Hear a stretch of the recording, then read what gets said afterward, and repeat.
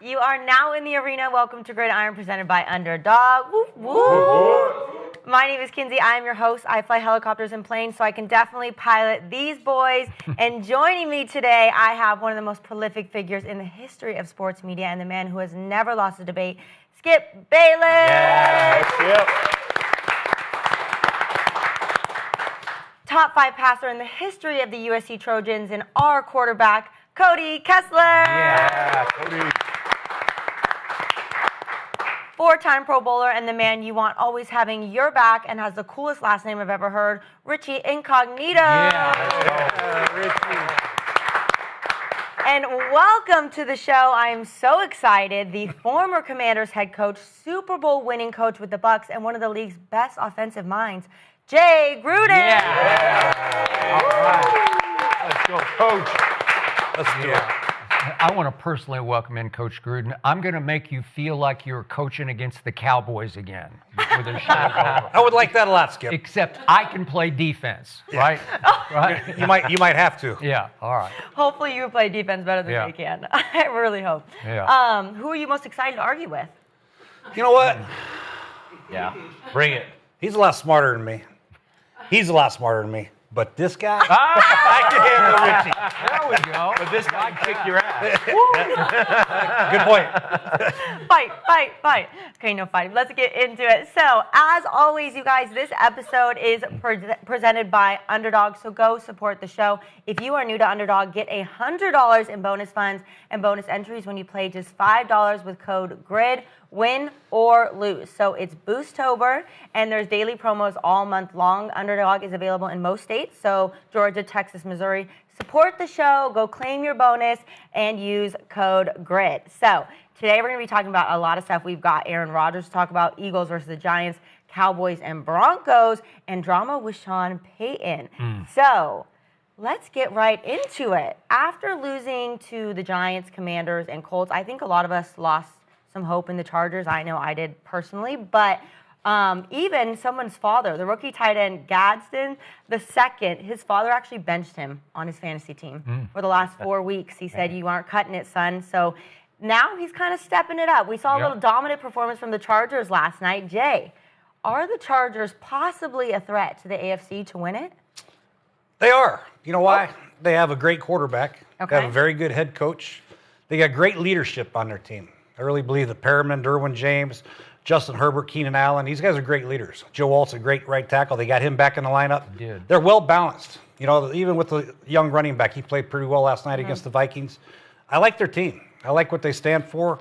I believe the third quarter of the season is very important for them. They're 5-3 right now. They got the Jags, Titans, Steelers, and the Raiders. I believe they can win all 4 of those. They get to 9-3.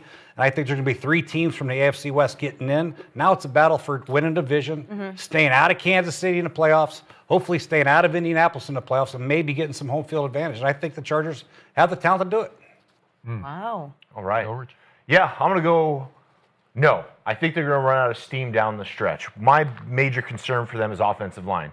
When they were going into the season, they had Rashawn Slater healthy. They had Joe Alt in the tackle positions locked in. I thought this team was ready to make a deep run. They've had some injuries. Joe Alt's banged up. He's back in the lineup. Banged up at running back, even though Vidal, he's doing a good job. I just think the last stretch of the season for them is going to be what defines them. They got Philly, Kansas City, Dallas, Houston, Denver. I think that Denver game is going to come down to either Denver's resting their starters or in the playoffs, or Denver's playing the Chargers to see who gets into the playoffs. So I really think that last stretch is critical for them. If they have the healthy offensive line, I'd roll with them. Herbert is playing lights out, but I just think that 2 teams get in from the West. I think it's Kansas City and Denver.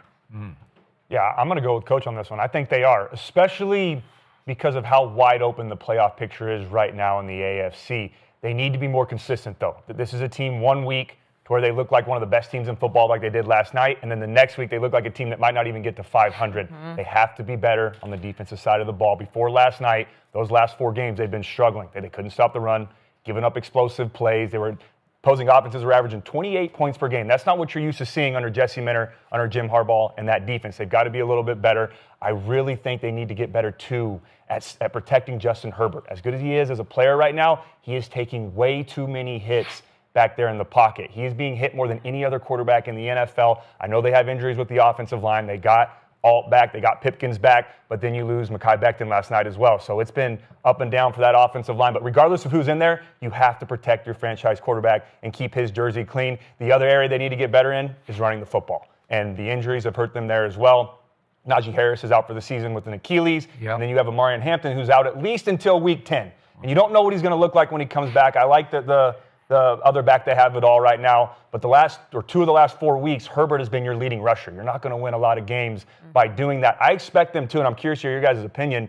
I think they go find someone and they go trade for someone before the deadline is over, because even when Hampton comes back with that injury, you don't know how quick he's going to get acclimated back into the offense. So I wouldn't be surprised if they add depth going out and trading for somebody. But the two reasons that I believe in them, and I think they are contenders, are the exact reasons that you said, Coach. One is Jim Harbaugh. I have full faith in him. He's a winner. He knows what it looks like. He knows how to lead these men. He knows how to get the most out of his players. And then the second is that quarterback. I've said it on the show multiple times. I really believe in Justin Herbert. He's got to be a little bit more consistent, but he has all the intangibles. He can make all the throws in the pocket. He can make some legs or make some plays with his legs when you force him to. But the thing I love most about him right now is his toughness. He is putting his body on the line week in and week out and doing whatever it takes for this team to win. So I am in still with the Chargers. I think they are going to be contenders and a threat in the AFC.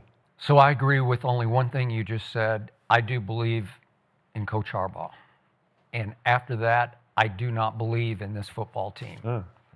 Just 4 days before last night, I watched the Colts go into that same stadium and just dismantle them. Yeah. And it was 38-24, but it was 23-3, 31-10, and 38-17. They got dismantled. And I'm going to throw out everything I saw last night, and I'm not being 20/20 hindsight on this. I've been adamant about it from his rookie year. I just don't believe in Carson, as I call him, Wentz, because I wince every time he drops back. And I know he was beat up, and I know his offensive line was beat up. I got it. But I loved what Kirk Herbstreit finally said down the stretch of that game. He said, if you're the captain of the ship, you can't be crying on the bench. You know, you can't be over there with and throwing your helmet. And come on, it's just that's who he is. He has all the talent in the world. He played with them. Yeah. You saw him up close and personal. He's prototype. What is he? 6'5", 245 or 50. Yeah, around that. He's huge human, big arm. He's got everything you want, except he's got rocks in his head, and he just doesn't command the position. He'll make a big throw and then a big mistake, and then he'll cut loose, and then he'll hold it until he took 5 sacks last night. QBR 23, which he deserved, low, scale 0 to 100. So he's now been on 6 teams in 6 years, and that's who he is and who he's not. And I think, I don't know exactly why J.J. McCarthy couldn't start last night, because we saw him hop over Justin Jefferson as he was flying out of bounds. And I'm pretty sure J.J. was physically ready to go. Maybe it's because it was a short week, and let's not throw him into this fire quite this quickly. But Carson Wentz has never been the answer anywhere he's been. So even the Philly game at Minnesota, the get-right game, I told you on Monday, I'm throwing it out because it's Carson Wentz. Carson Wentz took the life out of that team. He took the heart out of that team for 5 games he started. And he did beat Jake Browning, and he beat Dylan Gabriel in Europe in his first start, in Dylan's first start. So it's just hard for me to jump on the Charger bandwagon off Sunday and Thursday, because Colts, kaboom, and then Carson Wentz. Yeah. You know, just win. I mean, I'm going to go out on a limb and say the Chargers aren't even making the playoffs. You guys are saying that they're going to make the playoffs. Who are they going to make it in the division over? Are they going to beat Kansas City for the division? I think 3 teams make it from the West. Yeah. You think 3 teams make it from the West? Wow. I don't think so. Not with that schedule. They got to play each other going down the stretch. I got Kansas City winning it. I got Denver in the wild card. I don't think there's room for the Chargers, especially Philly, KC, Dallas, Houston, Denver. That's going to be the game that decides it, and Denver goes in. Yeah, but the thing right now that works in their advantage is how unpredictable the AFC picture is right now. 3 of the 7 teams only have 4 wins, so it's wide open. They also have a head-to-head win against all 3 teams in their division. They beat the Chiefs in week 1. They beat the Raiders in week 2. They snuck the beat Chiefs in Brazil. Denver in week 3. They you beat can't the Raiders, discredit which those, isn't Richie. very Those hard. are still, and you guys know those division games count for 2. Those are Right. big-time games, and they won. They're 3-0 against their division. So you opponents both to have start the 3 season. teams out of the AFC West making the playoffs. Yeah. Even though we got the Buffalo Bills and the New England Patriots in the That's East. 2 in that one. That's 2 in that one. You got 1 in the South, 1 in the South. and that's it. 1 in the And then 3 out of the 1 in AFC the North. West. I don't. only I 1 in the North is going to go. Yeah. Yeah, of course. Well, they're going to be the division champs. So you got 1 in the North, you got 3 from the West, 2 from the East, and 1 in the South. I don't. 7. I just don't think with the AFC West as competitive as it is that 3 teams get in. Okay, but even if they backdoor it just by default, do you still believe they could threaten to win it all? That would be the question. No. Do they have enough running game to win it Right. all? Do they have enough defense? I mean, we saw in the Indianapolis Colts game when they play a really good offense, they got boat raced out of the building, and Herbert couldn't do enough to catch up. That's what I think. When I see them against the great teams, what are they going to look like against the Colts? What are they going to look like against Kansas City? What are they going to look like the Bills? The question is, are they a threat to win the AFC? No. No. But that's the recency bias because we saw what they looked like against the Chiefs in week 1, and they had Patrick That Mahomes game's struggling in in Brazil. that game. It's I know, but you can't just throw it out. City It's was still just context like- Kansas City within didn't that. have Richie Rice. Kansas City didn't have all their guys. They go into that hand with one hand tied behind their back. It's all the way across the country. It's the first And game they had a of the slow season. start. Yeah, and look, I get it. They You can can't- say that about every game. Oh, this guy didn't have this guy, or this guy didn't play well, or they got off to a slow start, or whatever happened. That still happens, and that's still in context. The recency right now with them, yes, the defense has been struggling. They've been giving up some big-time plays. Yes. They can't stop the run. But Yes. last night, you can say Wentz is on that team, but they Wentz still wear stinks and the Vikings They stink. still wear an That's NFL not jersey, allowed. and they've got to go out there and play football and execute at a high level. What They only about had- 4 days ago when they played the Colts? They got smoked. Yeah, I mean, but you're acting like teams don't have bad games. It's going But to you're happen. saying Teams are going to recency. have down games. Indianapolis, top team in the AFC, smoked them. They go beat Minnesota, and now we're going to claim that they have a chance to win the AFC. I never said that. I said they're Chargers a have threat in third-ranked the offense and the AFC. 8th-ranked defense. They have players. They have Yeah. good players. No doubt. They have a very good they coach do. and a quarterback that can beat anybody, anytime, anywhere. They don't have- Even in Brazil they don't against have- the Chiefs. they don't have I can offensive take their line. team Line to up. Brazil Line up, and beat coach. the Chiefs. They week don't have 1. the offensive line. They Do you don't. think Justin Herbert Mekhi can Becton's anyone down. anywhere? No. Yeah, he's a good player. He's really good. Wow. They don't. Mekhi Becton's really good. missing the big Okay. free agent signing. I think he's with Joe Washington. Alt's playing out of Yeah. position. He's hobbled. He's got a bad ankle. Yeah. You want- Rashawn Slater's nowhere to be found. You want Justin Pipkins Herbert is or you a want backup Daniel Jones? Emergency guy. As of right now, Yeah. Daniel Jones. He's on. Good question. He's on the better team. I'm going to say Daniel Jones too. He's on the better But team. would, if player Daniel you- Jones was on the Chargers, how do you think that pans out? Would you pick Justin Herbert or Daniel? Then I probably would take the Chargers not to be competitive. Really? You're out on Okay. Daniel. He's I love out Daniel, on but Daniel yeah. Jones. Well, I think I think Justin Herbert's a great player. he's a great player. Daniel Jones is in the right situation. He's So our you're offensive telling me right now, coordinator. Richie, though, that you're 100% sold on Denver being the number 2 team in the AFC? 100%. Really? Okay. 100%. Yes. Even after what They you've have, seen- they have, even they have after an what you- elite defense, even- which the Chargers don't have, and their offense is producing at a high clip. But the Chargers they're capable of having an elite defense. We've seen it under Jesse Minter. That's all we talked about the They first beat 3 or Denver? 4 weeks of the season was Right. how good that defense is. They just went through a bad In 4-game recent stretch. the defense has not looked good. Yeah, they but got Chargers beat shredded Denver? by the Did Colts. the Chargers beat Denver or no? Am I missing? Yes, no, they did. Oh, they did. Week They 3. did. They beat them in week 3. They did. Okay. Yeah, Check no, it. exactly. And then last night, By too. They three. had- It was a tight They had game. Becton. They 5-3. had healthy Joe Alt. I think Herbert is a special talent, And I think Herbert can carry you. I just think no run game, offensive line issues. They can't stop the run. That's not the recipe for winning the AFC. That's the question. Are they a threat to win the AFC? I'm saying they're not even going to make the playoffs. Okay, well, last night the Vikings only had 34 yards rushing, and they only had 164 The yards. Vikings are a mess. It's But you a can short say that, week. you can keep throwing everybody out the window and say, oh, I can say, hey, they played the best team in football against the Colts. That's an outlier. They played good the first 3 weeks. You can always throw out a game or two, but context still matters. They only gave up 164 yards of total offense. Vikings were 3 of 11 on 3rd down. That Jesse Minter defense is a nightmare as a quarterback to go against. I'm and not it taking travels anything away well. from the Chargers. I'm just saying that Minnesota stunk it up last night. So if we're going to go recency bias, I'm going to go recently. They got smoked by the best team in the AFC, and the trajectory isn't up for them. Yeah, they're going to collect some wins. They got Jacksonville and a couple, Las Vegas. They got a couple things. I wouldn't sleep Philly. on Jackson. Kansas City, Dallas, Yeah. Houston, Denver. I got them winning one game. I got them winning one game against Houston. 50-50 on Denver. Wow. Okay, I mean, I go ahead. want to go back to Coach Justin Herbert, and you just said special talent. And there's no doubt he's a special talent. But boy, I need to see a lot more when it really counts. Because all I know is at Jacksonville in a playoff game, they're up 27-0 before halftime, and they lose 31-30. And he was the quarterback through the whole second half, and Jim Harbaugh was not there, or maybe that wouldn't have happened that night.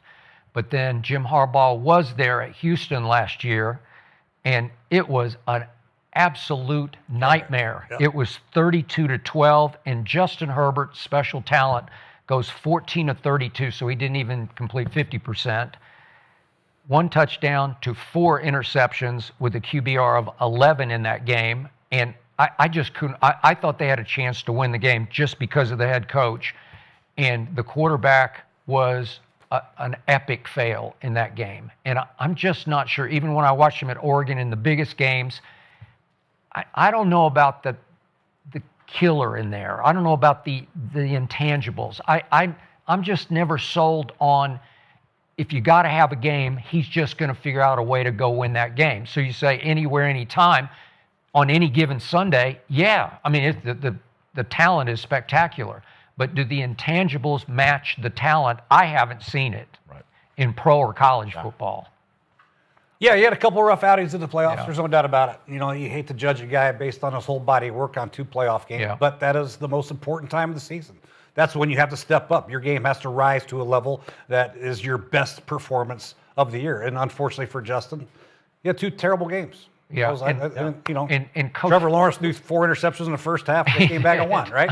But yeah, I still have faith in Justin. He's still a young player. He's developing. I like their offense. I like the fact they have Keenan Allen. Gadsden is starting to come on and be a very good weapon for him at tight end. Played against his dad, by the way. That's how old I'm getting. Yeah, by the way, I covered his dad. Really? Yeah, when he was a Cowboy. He was a Cowboy for a while. Rondé. Yeah. But yeah, so I just think that the next 4 games for the Chargers are going to be important. Try to get to 8-4, 9-3. If they can do that, they can slip up against the Eagles and win 2 or 3 more games. They'll get in easy.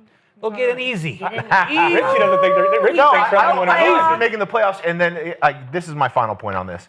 The Chargers are either hot and cold. They're either on or off. That's why it's inconsistent. I said that. It's super inconsistent. They got Keenan Allen. He's a little long in the tooth. They got Quentin Johnson. He had 0 catches for 0 yards last night. He had 0 best targets. teams in the league are Still put up 37. The best teams in the league are hot and cold right now. There's nobody that's hot right now. That's my point. Is it's wide open. There's a lot of teams that are cold. The Colts are hot right now. The Colts are hot. The Colts are hot. The Chiefs are heating up. I think the Chargers we're either red hot, we're going to kick your butts, or we are just going to kind of flounder and not get very much done.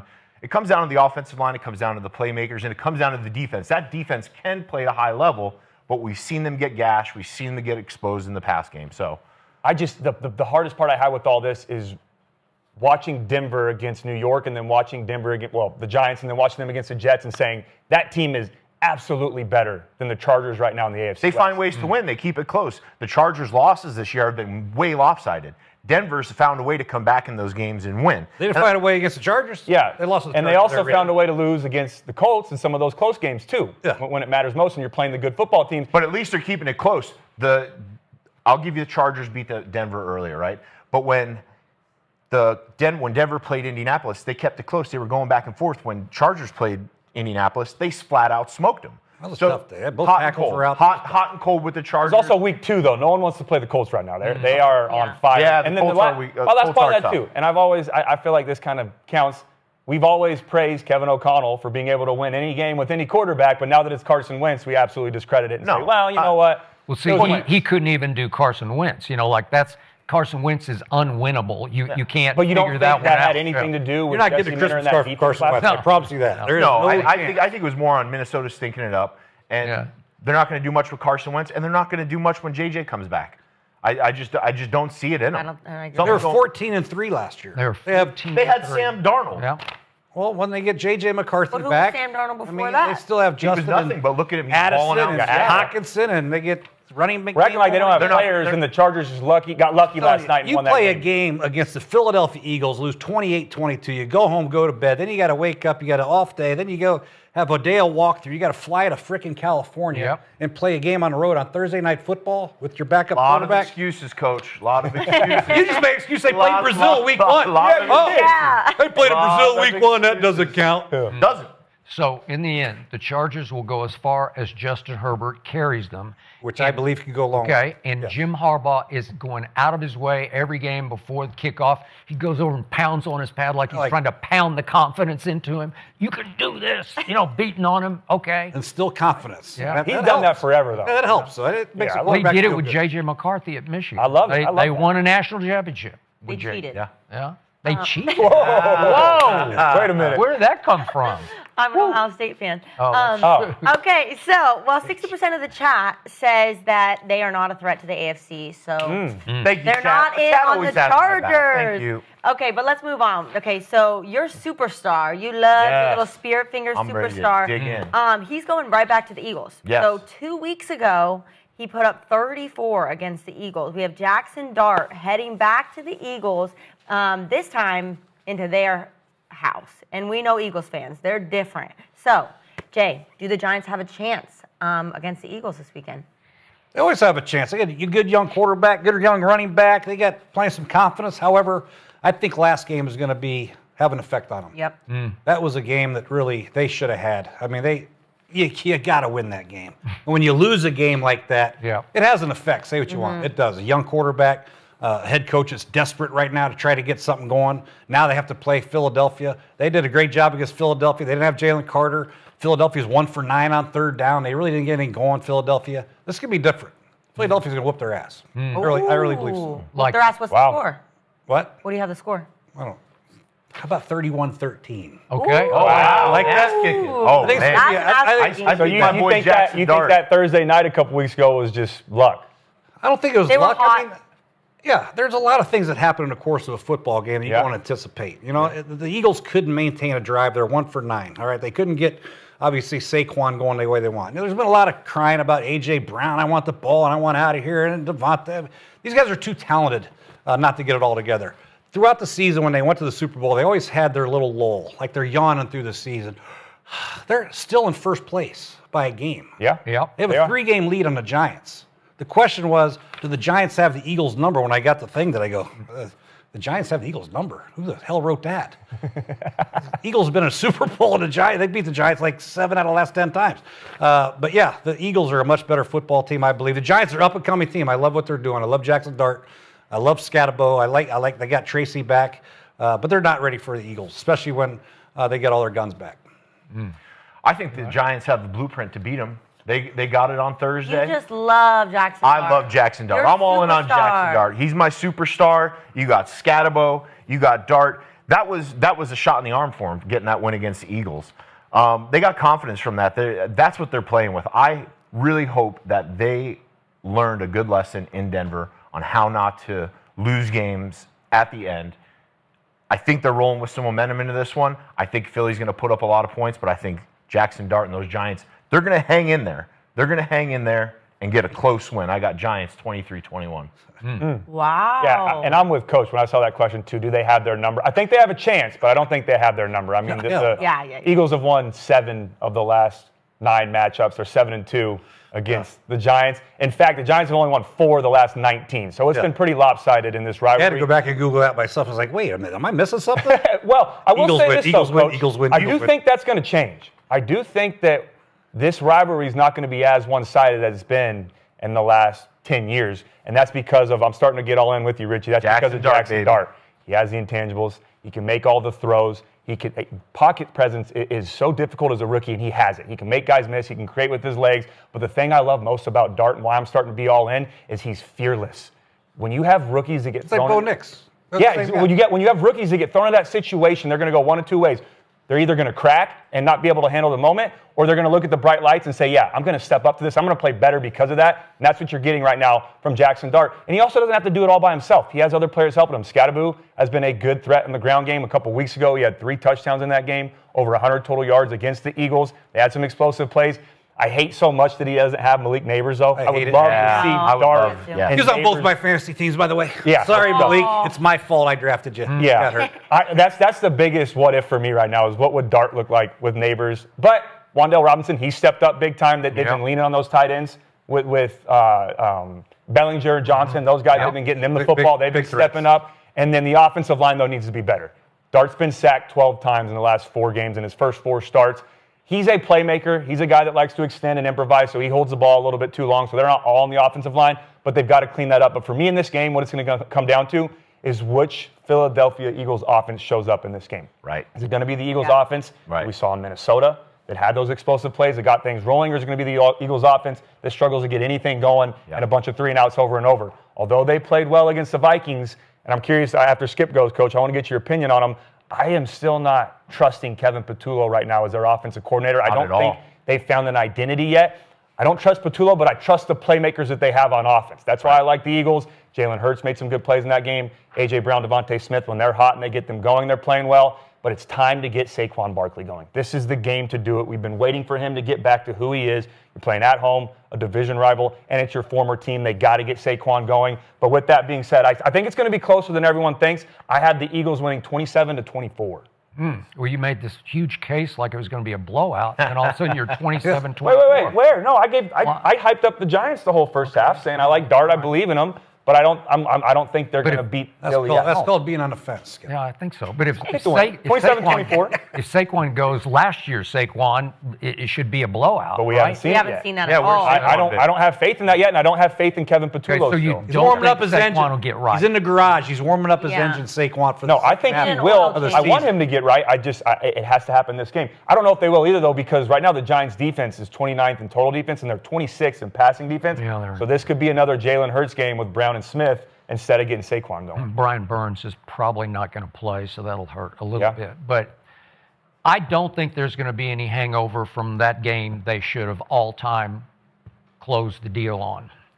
I do think that the Giants will go in there and play them close and tight, and I'm not saying they have their number, but it is a division game, and they'll play it like a division game because, as I've said with you from the start, Jaxon Dart is not afraid of any stage, any moment, any time, any opponent. You called that early, Skip. You did. Yeah, it's the kid I watched at Ole Miss for 3 years. He's a slightly more talented Bo Nix, slightly more, just a little bigger arm and a little more athletic than Bo is, just a little bit. But Bo can move, and he shocks me sometimes. Once he gets loose, he can run, but Jaxon Dart's a playmaker, and I think he'll make enough plays in this game, as he did in the first game, to at least keep it close. And I'm not going to go over the edge and pick the Giants to pull off another big upset. But I've got it 21-19. It'll be one of those classic, you coached a million of them, NFC East games, where you just say, how did that stay? I don't know how it stayed close, but they just hung in there. And I still think that Dart and Scatterboo are young enough that they don't know enough to know, like they're not going to be, sort of loser or hungover from what they left on the field in Denver. They're just going to come out and play because that's what they do. And the bigger the stage, the more television there is, the better Jaxon Dart's going to play. Yep. I can't go superstar like you did, but he's a player. And he'll play. He played great in that first game. He had a QBR of 90 in that first game, 195 yards passing. So he's not a big yardage guy. He just makes plays that contribute to a good QBR score. Yeah. So the other side of this coin is, you talk about Kevin Patullo, I got it, and I'm with you. But this A.J. Brown thing, just week after week after week, it's not right. It doesn't pass the smell test. So the other night, he had a pretty big game. Obviously, Devontae had a career game, albeit against Carson Wentz at Minnesota, but I already disqualified that. But still. You got Brian Flores on. Okay, so A.J. catches 4 balls for 121 yards and 2 touchdowns. Mm-hmm. It wasn't 10 balls, but that's 121 yards. It's pretty good. Yeah. You get in the end zone twice, you should feel pretty good about a big win, get back game, get right game. And then he goes and he posts, using me, but not using me. That's what he posted on Sunday night. Using me, but not using me. Indicating, but there's still, I'm not, because Devontae had, what was Devontae? 9 for 183 and a touchdown. Right. Okay, so then there's all the speculation, would he be traded? I definitely don't think they would trade him because it's not Howie's style. He just doesn't do that. He collects, he doesn't subtract. But something is amiss with the psyche of this team, because I don't think this is for show. I don't think he's just clowning us or kidding around or playing with everybody. I think he truly is not happy with the quarterback. I think he truly doesn't believe he's being utilized to the maximum of his ability. And it just, it contributes to, you've been there 1,000 times. It's just hard to get your team right when a star player is not right. And he's the fly in the ointment, and he's not happy before the game. He's not happy on the sideline. He's not real happy in the huddle. And I think it's ongoing, and yet they're a passing team. That's what's killer to me, is that they're only that they've got that record just because they throw it better than most people throw it because of those two guys. So I'm not sold on their psyche right now. Something is wrong with the psyche of this football team. He read a book last year on the sideline. They won a Super Bowl. They did. I don't think they really give a damn. They really don't. I think A.J. Brown's his own deal. I think they deal with him. They respect him. He's a great player. But some of the things he tweets, I think, who cares? Hey, who cares? Yeah. Get back to practice, AJ. Here's your play. 2 jet all go. Let's go run it. By the way, Touchdown, AJ. Hey, good job. Yeah, speaking of that, okay, but he didn't practice. He said he's got a hamstring. Yeah, I don't know if he's just... definitely can be a distraction. However, if you have very strong leadership, you can deal with some characters like that. And I believe they have that with Saquon and Jalen Hurts, and these guys are strong. Good coach, Super Bowl, well tested. They've been to won one. Yeah. I don't think that distraction will be enough to derail their season. Yeah. I really don't. Okay. Cody made my case for me. Kevin Patullo. Yeah. Philadelphia Eagles offense. What's their identity? Not running the ball with Saquon. What is it? Jalen Hurts running around, throwing bombs downfield. That's what they did last week. The Philadelphia Eagles offense, they did. But Philadelphia Eagles offense evaporates for games, half game. They won a Super Bowl last year because they turned around and handed it to Saquon Barkley. They had Averaged some games last year 150 they yards. struggled a little bit. I can remember people. They have some games this year where they struggled a Kellen little Moore's bit. head. They wanted the last coordinator's Defense head. kept him in it. Defense has scored points. I don't know what their identity is on offense. Offensive line's not playing at a high level. We have Lane Johnson playing at a high level. Mekhi Becton left in free agency. They can't run the ball. Jurgens, the center, is hurt. Probably out. Landon Dickerson's banged up. He's been up. in and out of the lineup. So they're not playing well up front. They can't get Saquon going. Last week, it was kind of like the dam broke open, but that was more Jalen making a play, moving out of the pocket, finding those guys deep downfield. Here's the recipe for success for the boys in blue. For the Giants to win this game, they need to control the pace of the game with Dart and Scadaboo. Run the ball, be physical, take your shots. Dart, use his legs on third down to extend drives. Capitalize when the Eagles offense sputters, because they are going to go cold in this game. That's what they've shown all season. One half of good football, second half they come out balling. Come out balling in the first half, go dry in the second half. Giants have to capitalize on red zone trips. They get down to the red zone, but they kick field goals. If they're able to catch Philadelphia's offense sputtering, drive the ball down, get into the red zone, cash those in for touchdowns, G-men get the win.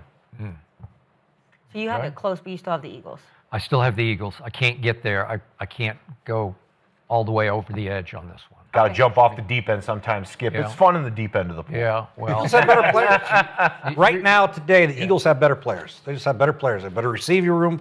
They have a better quarterback So what right happened now. on Thursday night when they got their asses kicked by the Giants? They got their ass. It just happens sometimes. Rich, you played football a long time. Just sometimes happens. a better team doesn't always win. But you're telling me they're more talented. Sometimes. More talented. Sometimes a better team And I doesn't always agree, win. they're more talented, but I think the Giants are gritty. I mean, you have all those players. You got A.J. Brown, who's obviously pissed off. I like where the Giants are going. They're on a very nice trajectory right now.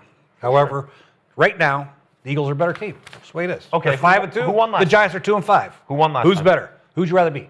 Giants are 1-0 this year, They're 2-5. but they're 1-0 against the Eagles.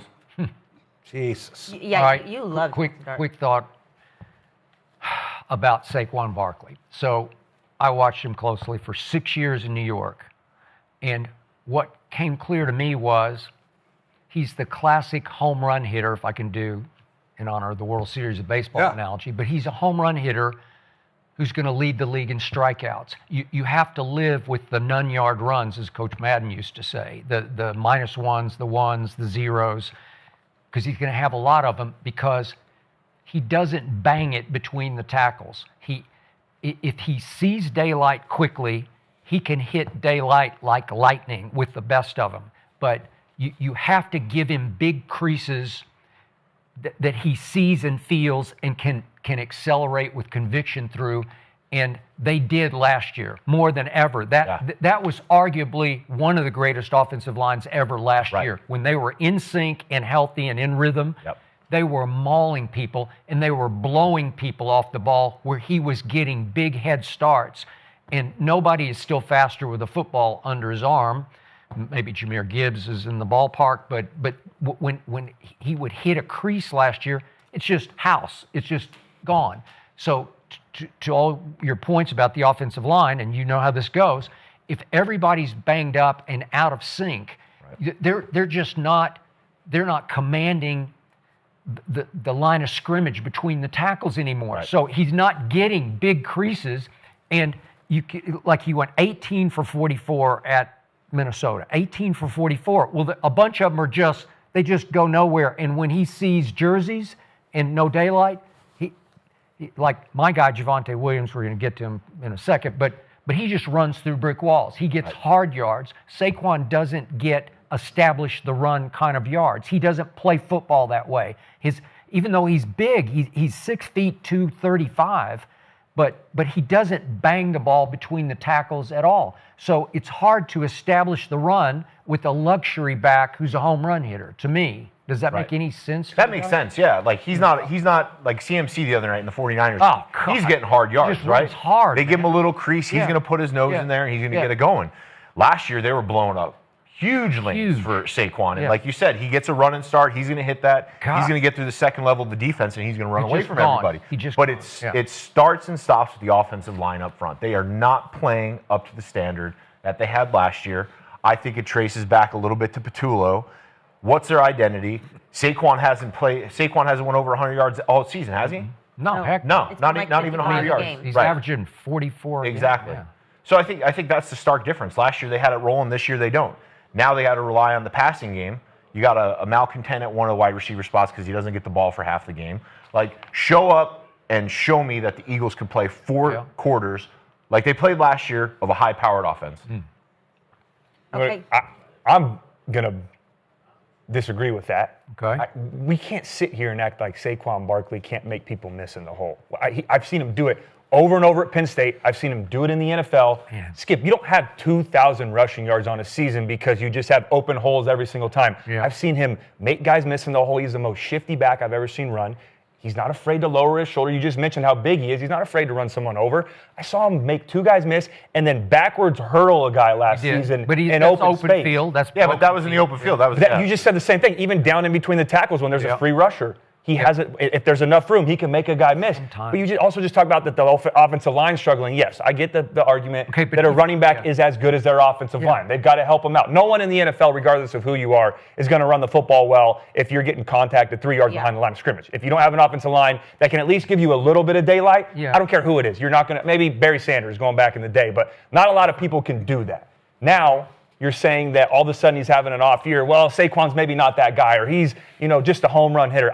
He's an all-around back. I don't see that. I'm not buying that. We can't just say that because he's struggling this year when there's been tons of evidence throughout his career that he is one of the best running backs to ever play this game. So he game. made 2 Pro Bowls in 6 years in New York because if you looked at the total work at the end of the year, the body of work, he would average 60 or 70 yards a game, but every game he would hit 1 home run or 2 maybe. But he'd have a 40 and a 28.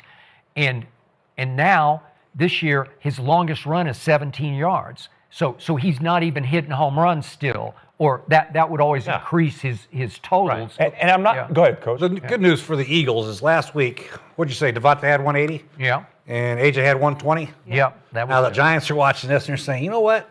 Maybe we'll take that safety down in the box to stop Saquon. Let's put him back on the half. Okay, maybe. Open the box a little bit. Let's play a little bit safer and cover these receivers. Yeah. Because now that Jalen is, now he's showing he can beat people with his arm, now it'll open up things for Saquon, right? Think we'll risk that? 100%. I would agree on that. I would agree that we're going to leave Banks out there on Devontae Smith or A.J. Brown. I know they had success last time. I get it. Right. They beat him. Coach, and then let's talk about this. Like, if you had A.J. Brown, right, would you not get him the ball within the first 5 plays of the game? Would you script something up and just bang him on a slant and let him rumble over the middle, take out a linebacker, take out a safety?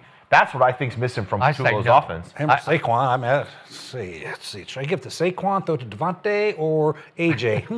But The options are endless, baby. Right. But don't you want to come out? You want to get some mojo going. The passing game hasn't been working. Everyone's questioning Petulo. They got a great record, but they haven't been getting it going. Don't you script up a play to get A.J. Brown the ball early? You try to script up plays in the first 15 to try to get people the ball, yes. Yes. Absolutely right. Try to get everybody involved in the game so they feel they get tackled, they get hit, they feel like they're part of the game. You don't want to wait till quarter 2 or 3 to, oh, shit, I forgot to get A.J. Brown a ball. Right. Yeah. You know, Okay, but if I know you, there's no way you're going to give in to feeding the diva's ego with the first play of the game. Right. You're not going to Yeah, think the more this he way. tweets, the more you give him the Right. ball, or the less. well, Deshaun Jackson's a diva. I try to throw him a deep ball all the time. Right. Yeah. Love you, Deshaun. He won a diva. Hey, he wasn't actually. He was Yeah, a good great guy. guy. All right, 75% of the chat says the Eagles will win, and seeming that way with everybody on the couch as well. So you're kind of the Lone Ranger here with the Giants. Love that. Shocker. But we'll see how it Love goes. that. We don't have Akib today, but we know Akib's for the Broncos. We know Skip's for the Cowboys, and they are going to meet this weekend. So Akib, I asked him yesterday. He said 28-20 for the Broncos. No, but we went back and forth and Oh, texted did you? last Okay. night. He improved that score to 28-24. That was his final Wow. pick, okay? Okay, but And this we is- do miss Akib. So, We do. Yeah. We love you, Akib. Yeah. This is going to be a really, really interesting game because Cowboys have the best offense in the league and the worst defense, and they're going up against arguably the best defense in the league, Yep. arguably. And can they stop Dak from putting up 30? Also, Javonte Williams could show up and show Denver why they should have never let him go. So this is going to be a game. I'm excited about it. Richie, Cowboys, Broncos, who's going to win? What's the score? I think this is going to be a shootout. I think it's strength on strength. Denver's D versus Cowboys offense. Yep. Got CD and Pickens going nuts. Got Javonte Williams running the ball physically. They're getting healthy up front. But I think the edge in this game is Denver's offense versus Cowboys defense. Cowboys haven't done much to stop teams all season long, and I think that's the edge. I think Denver's defense matches up with the Cowboys offense because they can pressure the passer. They can get after Dak. They can throw off his timing. They can make him roll out of the pocket, try and use his legs. But then I really think it comes down to Denver's defense. They got it rolling in the fourth quarter last week. I think that they got caught by surprise by how well the Giants played. I think that they're going to use this as a bounce-back game, go into Jerry World, and win it convincingly. I got the Broncos 30, the Cowboys 21. Oh, convincing. Also, I'd like to add, the Cowboys have not beat the Broncos in 30 years. Yeah. Since 1995. Wow, really? They have not beat the Broncos. I was going to say, wait, I was at that game, and that wasn't 30. Yeah, it was 30 years ago. God, you're right. So that's going to be a tough one. Who's Yeah. next? Cody? Yeah. This game is at Dallas? Dallas. Yeah. Okay.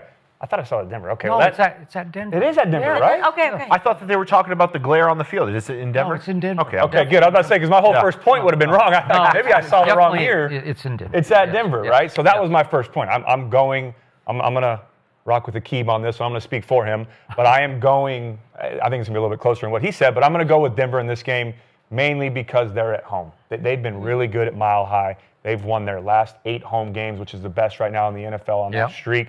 They've also, like Kinsey just mentioned, since Dallas and Denver has been playing since 1995, Denver has won the last 7, Skip. I don't think that changes on Sunday. Now, I'm with you. I think Bo Nix in this offense is struggling right now. They got to find some consistency, but I think that fourth quarter last week against the Giants is that spark they needed, that belief they needed to get going, and I think they're going to get back on track, especially against this Cowboys defense. They're last in total defense. They're last in passing defense. They're 30th in scoring defense, and they're 30th in rushing defense. They're really not doing anything good on the defensive side of the ball right now, Skip. Yep. I just don't trust Matt Eberflus and that defense right now. But the premier matchup in this game that I can't wait to watch is Dak Prescott and that high-scoring, high-powered Cowboys offense going up against Vance Joseph and that Denver defense. Yep. It's going to be a lot of fun to watch. The Cowboys are averaging just under 400 yards per game. They're second in the NFL in scoring offense. CeeDee Lamb hit the ground running like he never missed a down. He's right back to where he left off. George Pickens, and I know we didn't like that CeeDee got hurt, and I never want that to happen to someone. But I think that benefited George Pickens because he found a role within this offense, and it forced Dak to start getting him the football. And now you have a legit 1A, 1B at the receiver position. Ferguson is a problem down in the red zone. Javonte Williams is having a career year, and Dak Prescott is the MVP right now through 7 or 8 weeks. He really is. 1,800 passing yards.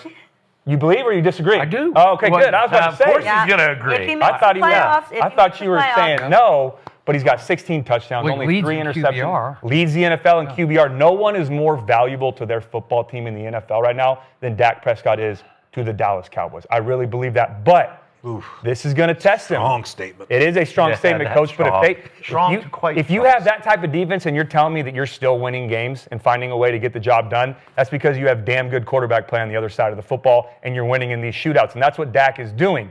But with that being said, this is going to be a huge test. I can't wait to watch if that offense is for real going up against Vance Joseph and this Broncos defense. They got 34 sacks this year. They're going to get pressure on them. Talk about must-see TV. Patrick Surtain going up against CeeDee Lamb. Yeah. That's going to be a can't-miss matchup. But, Coach, I think the most intriguing matchup in this game and what it's going to come down to is George Pickens going up against Riley Moss. And Moss has been victimized. getting a hard time this year, but he actually is playing better. The numbers are better than what everybody's seeing. He's had some bad PI calls. Wrong flag. And then he gave up a couple big plays. But George Pickens is right now the best deep ball receiver in the NFL. I think that's going to be a matchup that Dak goes, all right, we'll get CeeDee involved, but I'm going to pick on Moss this game and see if he can play one-on-one against George Pickens. So with all that being said, I think it's going to be closer than what Akib said. I think it's going to be a good game. I have Denver winning 31-28. Wow. Okay, Coach. We all of a sudden crown the Cowboys as a good football team now because they put up some fantasy football numbers. Is that what we were playing fantasy football? We hang out with Didn't they Skip just every play day. Carolina and get their ass beat by Carolina? Get him, Coach. Get him. Carolina just beat them a couple weeks ago. Yeah. Yeah, that was last week they beat the Commanders, who have absolutely nobody. And Carolina on offense. 3 straight and 4 out of 5 and undefeated at home. I don't know. Coach, you haven't been here. You haven't been here, but I want to get your opinion. Skip has counted that tie against Green Bay as a win. That's a win. every day. If you score 40 points at home and you don't get out with a win, you got major problems. You do. You got Oh, man. no chance. I just can't believe that this Cowboy defense is this bad.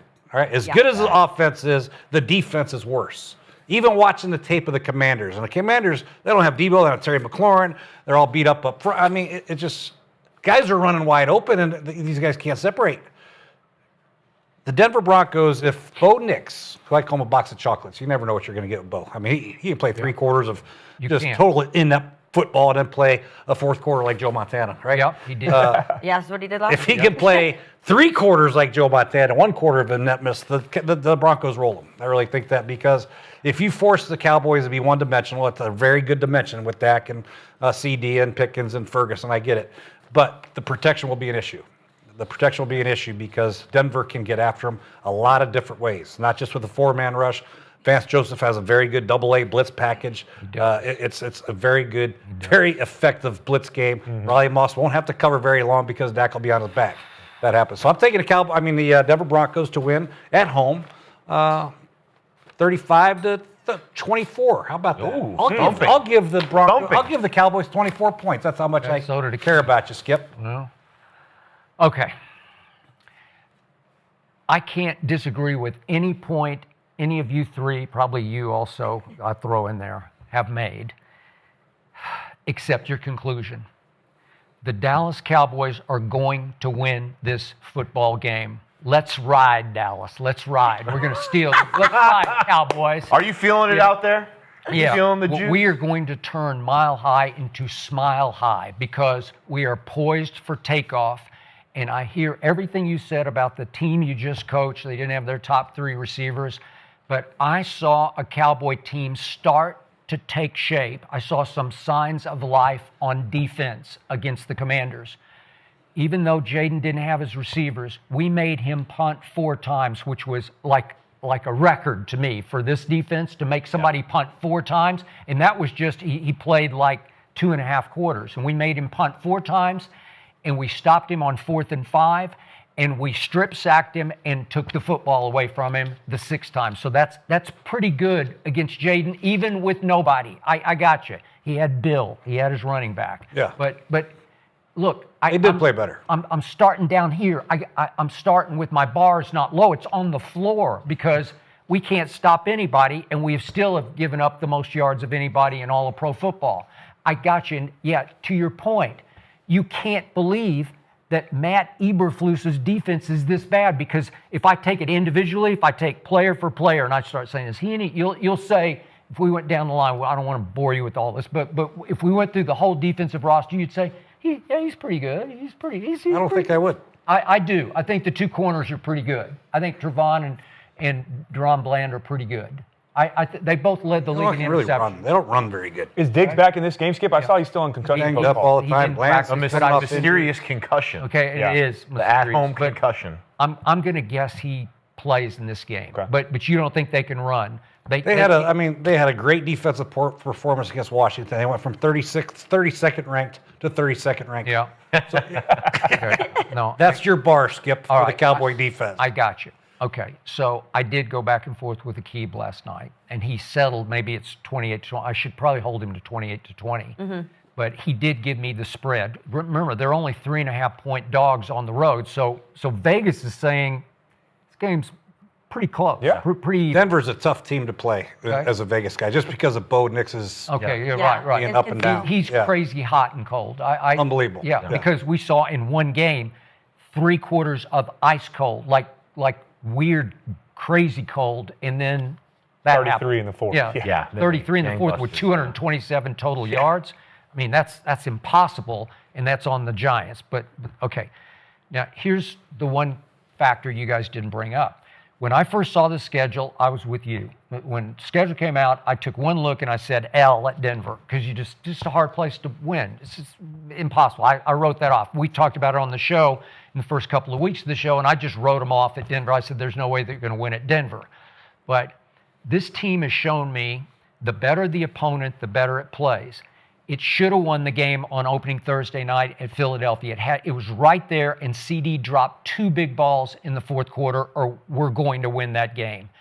It rose up and did score 40 on Green Bay, and I know they scored 40, but we won the football game because everybody thought it was going to be 40-6. That's what, when we went into it, because Micah was going to wreck the game, and he didn't wreck the game. And even against Washington's a good football team. I get it. They're beat up and all that, but still, they rose up and they won the game handily. And they showed you firepower because on offense, Coach, I think you would agree, this is some serious firepower on offense. You're exactly right. Now, Dallas, they come out and, get up on Denver early. I mean, that's the only way to fly. I think the first quarter is going to be pretty important for the mentality of the game. Yeah, one player nobody mentioned except me in the previous topic. Javonte Williams has changed life for me. And when I first saw the schedule, I didn't even know that Javonte Williams was going to be a Dallas Cowboy. Well, not only is he a Dallas Cowboy, but he's second in the NFL in rushing yards. Yep. And he's changed my life because he's the hammer we didn't have even with Rico Dowdle the last couple of years. Javonte Williams runs hard. He runs angry. He runs like, I'm going to show Denver I've got something to prove that you guys scrap heaped me, Sean Payton, and now he's going back to Denver just the way we had to go face Rico Dowdle at Carolina, and he made us eat it. He ran it down our throat from the first snap. What were the first 2 plays? It was 12 yards and 9 yards, I think the first 2 touches. And I look for Javonte, maybe not to do that, but to get 100 yards at Denver. I believe he can and will, and my offensive line very quietly has gotten completely healthy. Yep. They're pretty good. Yeah, you're going to need them. Yeah, you're going to need them. Yeah. And if he can get 100 against Denver, you can at least make that pass rush a little more honest. You can at least try to keep them to a low roar because they lead by far in sacks and they lead by far in quarterback hits. Yep. So to your point, you better be able to withstand that, and you better have an antidote for that, and I think they will with some ball control. Okay, so will CD get Surtain one time? I believe he'll get him one time on one deep ball for a touchdown. Okay, I'm going to give him one because I believe he's slightly better at what he does than Surtain is at what he does. And Surtain is he's the best. That's correct. CD's the best to me. So I'm going to take my receiver over that cornerback for one big play in this football game. I'm going to take George Pickens for 2 big plays on Riley Moss plus help. He's going whoever helps. But George Pickens, it will get him twice on 1 deep catch and 1 big deep pass interference because he gets one every game because you can't jump ball with him. Dak's now he just sees it and throws it because he knows Pickens is going to get a flag because it's hard to keep him from going up and just snatching it out of the sky. You named 3 touchdowns. Okay. I got 4 from Cortland Sutton, so we're 1 up. Hold on, Kavontae Turpin. Okay, Kavontae Turpin is lightning. He is Tyreek with the football under his arm. They will bust him loose. Trust me, they'll bust him loose for one big gain in this game. And finally, Jake Ferguson will catch 10 balls in this game for 90-ish yards and move the sticks. He will be their ball controller because he's the one who's going to be open the most. And Dak loves him, and I'm not saying he's great. I'm not saying he's a Hall of Fame bound tight end, but he's pretty good. Yeah. You got to give him. He's pretty good. He's a weapon in the red zone too. He catches it and he fights with it. Yeah. He will give you. Dak says he's the best athlete on the team. I don't see that, but that maybe Dak's just trying to pump him up. But Dak loves him, trusts him, security blankets him. So I got that. And if Javonte can ball control it with 100 yards, and they're going to be hard yards, they're going to be head bashing, run through brick wall kind of yards, then we have a chance to win the time of possession and jump out and take a lead and just sort of hang on to a lead through the game. So I believe that we'll play up to the level of competition and that my defense will hang in better than you think they will. And you'll start to see flashes of, oh, okay, I see that, and I see that. I think the most important situation of this game is going to be, mark my words, not third down, but fourth down. Okay. I think both coaches are going to realize, we can't punt. Right? Yeah. I mean, right. Yeah, you got to score some points. Or settle for 3. Else, I mean, shot line are going to be like, man, it's 4th and 5 at mid. Where you got to go for this? Got to go. And those situations there could flip the game one way or the other. But I believe early on the game, if Dallas can do what you're saying, control that ball, get a couple big plays, make Bo Nix panic a little bit, do things that, he can get tense up. That's sure Cowboys have a chance. But overall, I think when I look at both teams and what they do. Are you being persuaded by Skip over here? No, he makes good points. That surely could happen. I mean, I don't have a crystal ball. I just think Denver's offense going against this defense that I have never seen anything like this as far as how poor the safeties play, the coverages and guys wide open. I've never seen a guy in the back of the end zone in the red zone wide open without anybody within 15 yards of him. I've never seen that before. And it's zone coverage. Yes. And it's zone coverage. Yeah. And you're chasing a runner. Yeah. I understand it.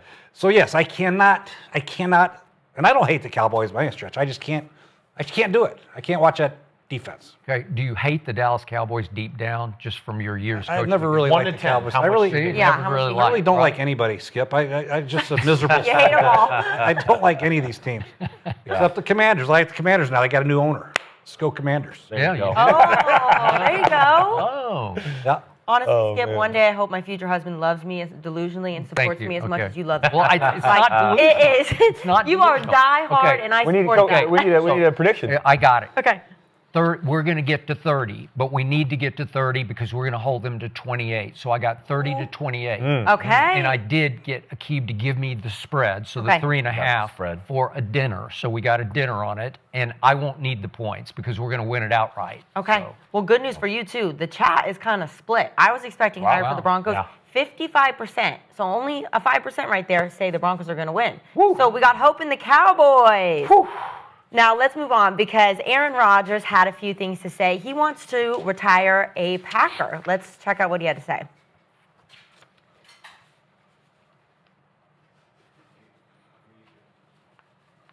You got to read it? Oh, okay. Feels so good about my time there.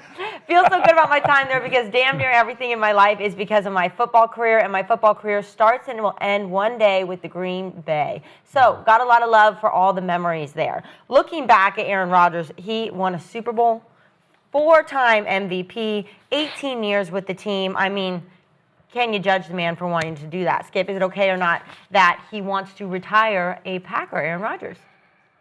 Man, it sounds to me like he's already retired. It sounded like this came out of left field for me because I thought he had a big game against this team, regardless of whether he ever played for it, on Sunday night at home when they're trying to cling to the division lead.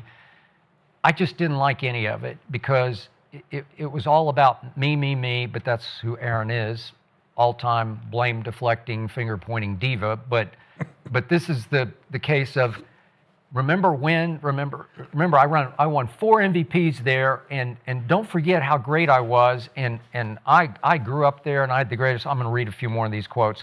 They asked me if this is a revenge game. What do I got to be avenging there? Well, they did dump him. They shoved him out the back door in the end because they just said, well, we've seen enough of you. And then he goes on to say, I feel so good about my time there because damn near everything great in my life is because of my football career. My football career starts and will end one day with Green Bay. I've got a lot of love for those memories and a lot of great friends there. Well, if I'm a Pittsburgh Steeler right now, I don't want to hear my new quarterback talking about the great old days back in Green Bay. That's just me because they're hanging on by a thread. They're coming off a bad loss.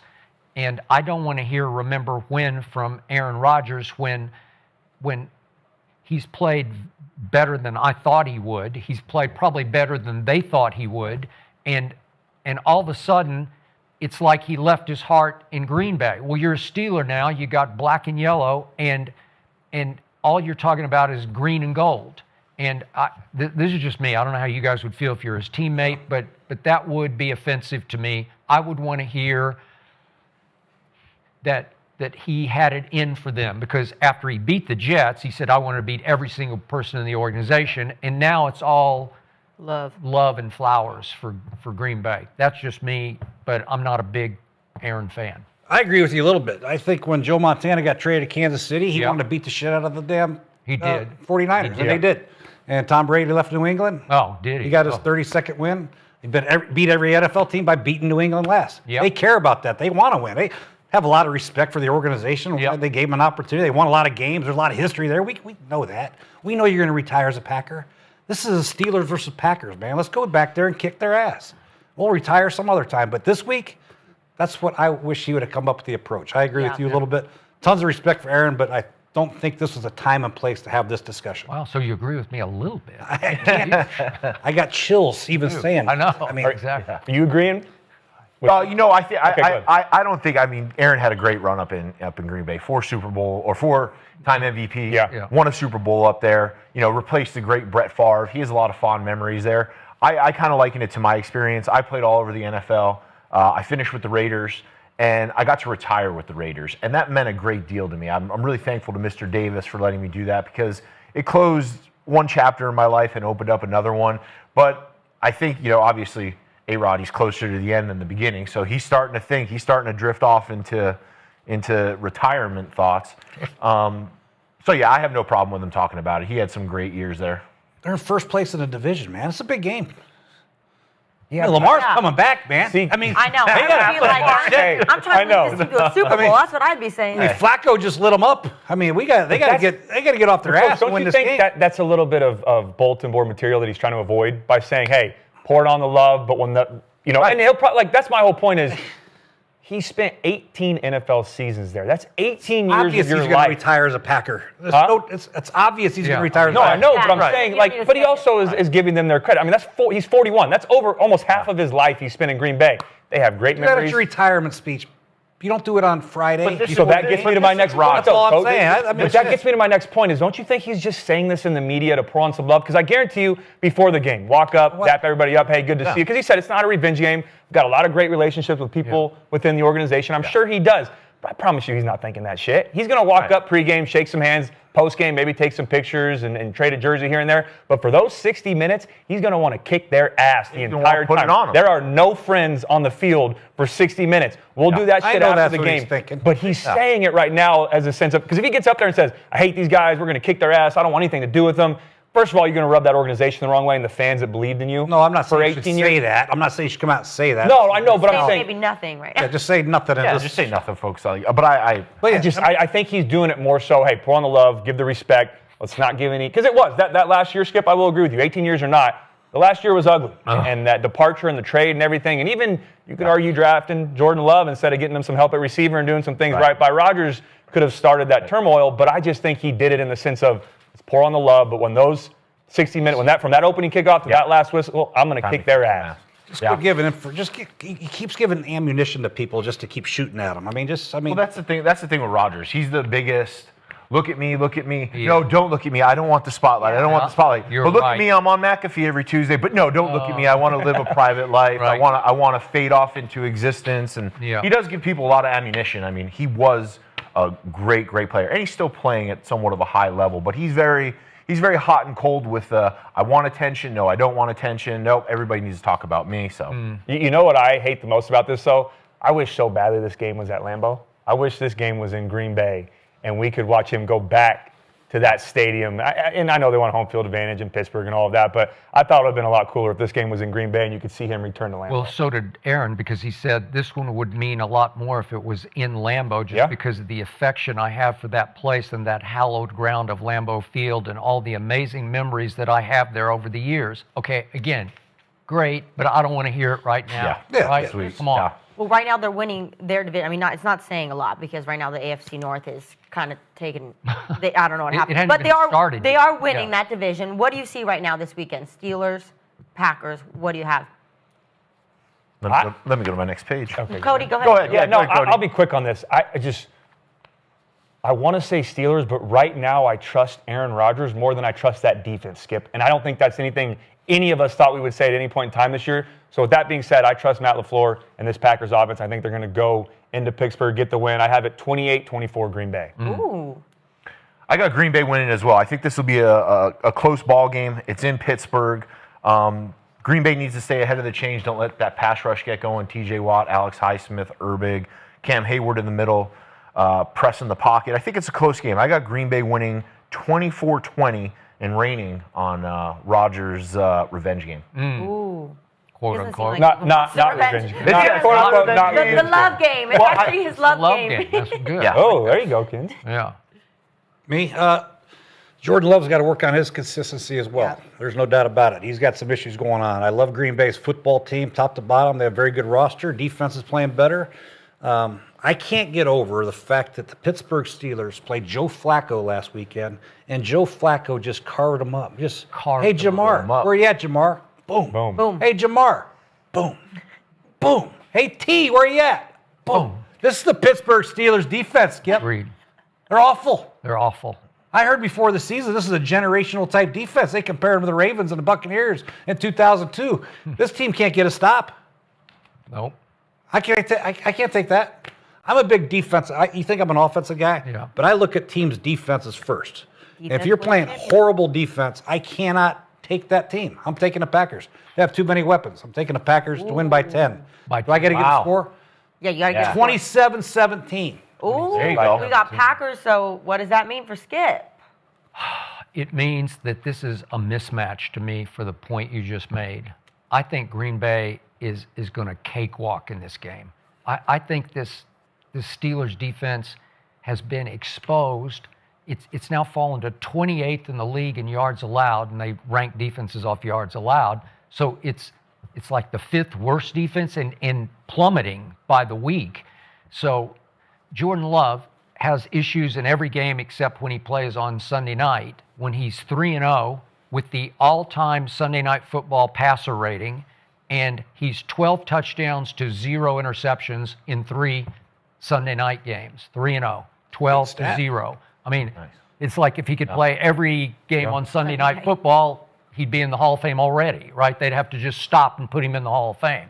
But I think he will throw a big party on Sunday night. And then we haven't talked about him yet, but Green Bay's defense now has this combination of Reggie White, Lawrence Taylor, Charles Haley, right? This guy named Micah Parsons, who's already in the Hall of Fame. I think they're going to have the ceremony at halftime at Pittsburgh. How many They're sacks just did he gonna have last stop. week, Skip? He had By Skip by. he had 33 sacks last week, right? 33. Yeah, something like that. Yeah, that's what he had. That's what it, you yeah. guys Yeah. told me. It was 33. It looked like it. It could have been. Yeah, 3 So times. they're going to have, on Sunday Night Football, they're just going to stop at halftime and put Micah in the Hall of Fame just because he's already obviously earned that as a Packer. And he's going to wreck the game. And if he doesn't, Rashawn Gary will. Somebody else, Edgerrin Cooper will. So, listen, Aaron Rodgers is, as LeBron loves to say, washed, his favorite word. So he just is. I mean, I watch him run around and he moves like an old guy. And he still can whip it. He can still spin it. But he's going to be under fire in ways he hasn't been so far. So I'm saying this is a rout. I got 34-14 visiting team on that one. Wow. Wow. Yeah. Wow. And so looking at Aaron Rodgers in his career, I want to look at that. So Cody, What do you think? Is Aaron Rodgers' career overrated, underrated? You're a quarterback guy. Did you look up to Aaron Rodgers? Look, regardless of what your thoughts are on Aaron Rodgers off the field, he is absolutely not overrated. He is a 4-time MVP. He's a Super Bowl champion, a Super Bowl MVP, a 10-time Pro Bowler. He's 4 times All-Pro, so that means he was the best at his position 4 times in 1 year. And on top of that, he has tons of records, and he's one of the greatest quarterbacks to ever play this game. But stating those stats, and everyone talks about numbers, the reason I like Aaron Rodgers is because of the arm talent that he has, the athletic ability he has throwing the football.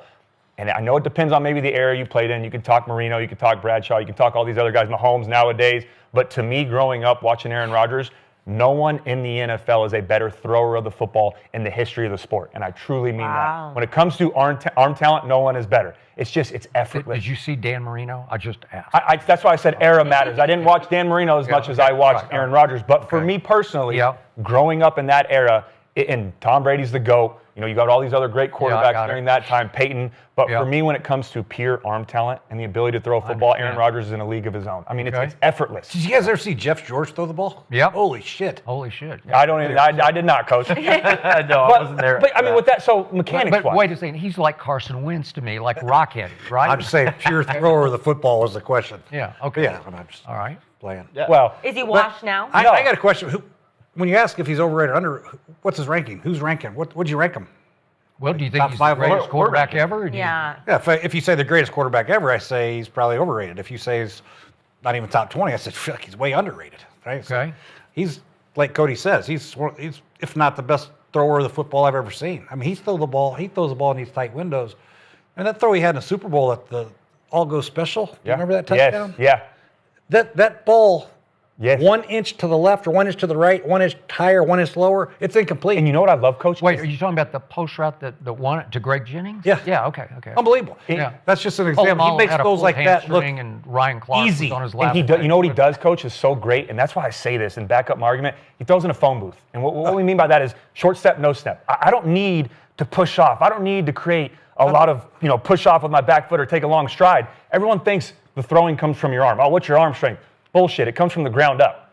Fire in that back foot, fire that back hip, get a little internal rotation with your front shoulder, and then create that torque, and it becomes like a whip. Get the ball out. Torque. Yeah. Great. He can do it better than with the anyone snap that's count. ever played the game. He invented the snap count. I mean, he screwed us over in the playoffs with that stupid ass snap count, catching one of our fat guys running off the field on 3rd down. Throws it down the field, gets a 5-yard first down on 3rd and 4. I mean, that's just he's just unbelievable. Playing against him, I mean, you watch him run out of the tunnel with no sleeve, just that little thing. You're like, son of a bitch, we got to play our ass off in this game to win this one. I mean, I just watching him in person and coaching against him, and I just think he's as good as Would you give anybody's him a ever played. top 10 quarterback of all time? Oh, hell yeah. Yeah. Okay. That's For sure. I've always appreciated Aaron Rodgers' career because we came in the same draft class. He sat in that green room on draft day, and I watched him, and I didn't know, but he used that as motivation to dominate. And I went up there with your brother in 2019. We had Paul Gunther as our defensive coordinator. Yeah. He shredded our ass. 429 yards, 5 touchdowns, no INTs. Why couldn't your brother get that defense right? That's not the question. No, I'm just kidding. I'm just kidding. He tried. I think his legacy in Green Bay with winning the Super Bowl and 4 MVPs, he was a great player. You have to give him his flowers. But if you're looking at him recently, Jets, he's making a little resurgence right now. I think he's overrated on recency bias. Back in the day, he was a stud. He's legit. I agree he's top 10. But if you're new to the league or you're a new fan, all you've been hearing about is Aaron Rodgers, Aaron Rodgers, Aaron Rodgers. Goes to the Jets, gets hurt on the first drive. Doesn't play the next year, or plays the next year, but he's injured, not playing well. Now he's with the Steelers. He's doing a little bit, so. And if you are that new fan, please go watch the 2010s, 2012, 2013. Go watch that Aaron Rodgers, and I promise you, if you're disagreeing with me right now, you probably won't. I could even use Aaron Rodgers in cut-ups a lot of times. That's how, nobody can make this throw. Mechanically, the way he throws the football, the way he creates torque, what he can do with not a lot around him, and creating the velocity on the football, I've never seen it. It's unbelievable. As usual, I completely disagree with everything I just heard here. You're an Aaron Rodgers hater, aren't you? You're just a hater. I'm a truth teller. And you're call those haters, you're too. going to die on your Travis Hunter hill. Okay. And I'm going to die on this Aaron Rodgers mountain, because the Aaron Rodgers I have closely watched, not in game tape, just on television, closely for years and years, has been revealed to be a playoff choker for a long, long time, playoff gagger. And if you give me a second, I'm going to demonstrate. So he won 1 Super Bowl in his career, and I agree with all if you put him in a vacuum, just spinning the football, it's beautiful to watch. It's poetry in motion, and the torque he can create with his body. I give you all that. And he revolutionized the snap count, and he's tricked my Cowboys 1,000 times, and he tricks everybody. Okay, now think about this. He won 1 Super Bowl, and he was the MVP in that Super Bowl, but it was 15 years ago. That's a long time, 15 years ago. And how did he get there was when nobody saw them coming, and there were no expectations that postseason because they were the last team in the back door. They were a road wild card team. And I know the games by heart because he goes to Philadelphia against Michael Vick, and Michael Vick has it 1st and 10 at the Green Bay 27 with 40 seconds left and throws a pick to Trevon Williams trying to get it to Riley Cooper. And I love Michael Vick. I know him well. And I've talked to him about it. It was just a bad idea because you've got him. You got him on the run. You lose 21-16 because you threw it to Trevon Williams with 44 seconds left. You had a chance to win the football game. Then they go to Atlanta and they roll Atlanta. Okay, I'll give you that one. But then, do you remember the game against Jay Cutler when Jay Cutler wound up riding the bicycle on the second half on the sideline because he had sprained his knee? He had a grade 3 sprain of his knee. Okay, the immortal Caleb Haney played the whole second half of that football game and outplayed Aaron Rodgers, who stunk in the second half. This is the NFC Championship game at Chicago. And Aaron stunk it up and threw 2 picks and was not that guy because he's choking in that game and barely managed to hold off the immortal Caleb Haney. Do you remember Caleb Haney? I think that defense was pretty good at Chicago that year, right? It was Brian Urlacher. Yeah, Brian picked him at the goal line and almost returned it for a touchdown. That was a tough defense score. Okay, all right. But again, it's 21-14. So then they go to the Super Bowl. And listen, because I was close to Ryan Clark in these days. We used to have him on the show all the time. He was kind of on his last legs, and Troy Polamalu shouldn't have played in that game with a pulled hamstring, but tried to limp into the game, and Aaron split him on that post route to my friend Greg Jennings. It was a great throw, and he was the MVP, and he deserved it. Since that game, since that Super Bowl, Aaron Rodgers in the postseason is 7-9. 7-9, and if I can quickly, the 7 that he's won, 6 of them deserve an asterisk beside him because he beat the immortal Joe Webb at quarterback. Do you remember Joe Webb? I played with Joe Webb, yeah. Okay, a receiver playing quarterback for the Vikings, so he got to beat Joe Webb. Then remember the Dez caught it game? Dez caught it. He caught it and scored, and we could be having a different conversation if you don't overturn the call on the field where the ref went touchdown, okay? Okay, and then the third one is one dear to your heart because you just referred to it. I'm just not the biggest Kirk Cousins guy, but he got to beat Kirk Cousins in Washington, and it was 35-18, and you thought it was... We were stuffing him in the first week. He couldn't do anything in the first 5 possessions until he did the damn snap count thing. Okay. And Deshaun Jackson caught a shallow cross instead of just crossing it. He rounds out of bounds at the 1. We stopped him 3. Scott. All right. Why'd you bring that up? Yeah. I'm trying to have a good time. All right. Coach is having nightmares tonight about that snap count, man. Then, I don't know how... 18. That's correct. I yelled at my defensive coordinators and defense for 30. I couldn't get it out of my head. That's all I said the whole week. I said, we're not going to give up this free 5. Yeah, sorry. There it is. Well, and we did. He does it to everybody, and he has consistently done that. All right. Then Aaron got to beat Eli for once at Lambeau. And remember what happened that week? It was the Odell Beckham Jr. I'm going to take the receivers to South Beach on the off day to get ready for the game at Lambeau. That's what I'm going to, for my first playoff game, we're all going to go to South Beach and hang out on a yacht on our off day to get ready for my first playoff game at Lambeau Field, and they weren't ready to play. And, okay, I give you that, but I'm going to put an asterisk beside that one. And then there was the game that I called the Mason Crossbar game against the Cowboys, Dak, and Zeke's rookie year at Jerry World.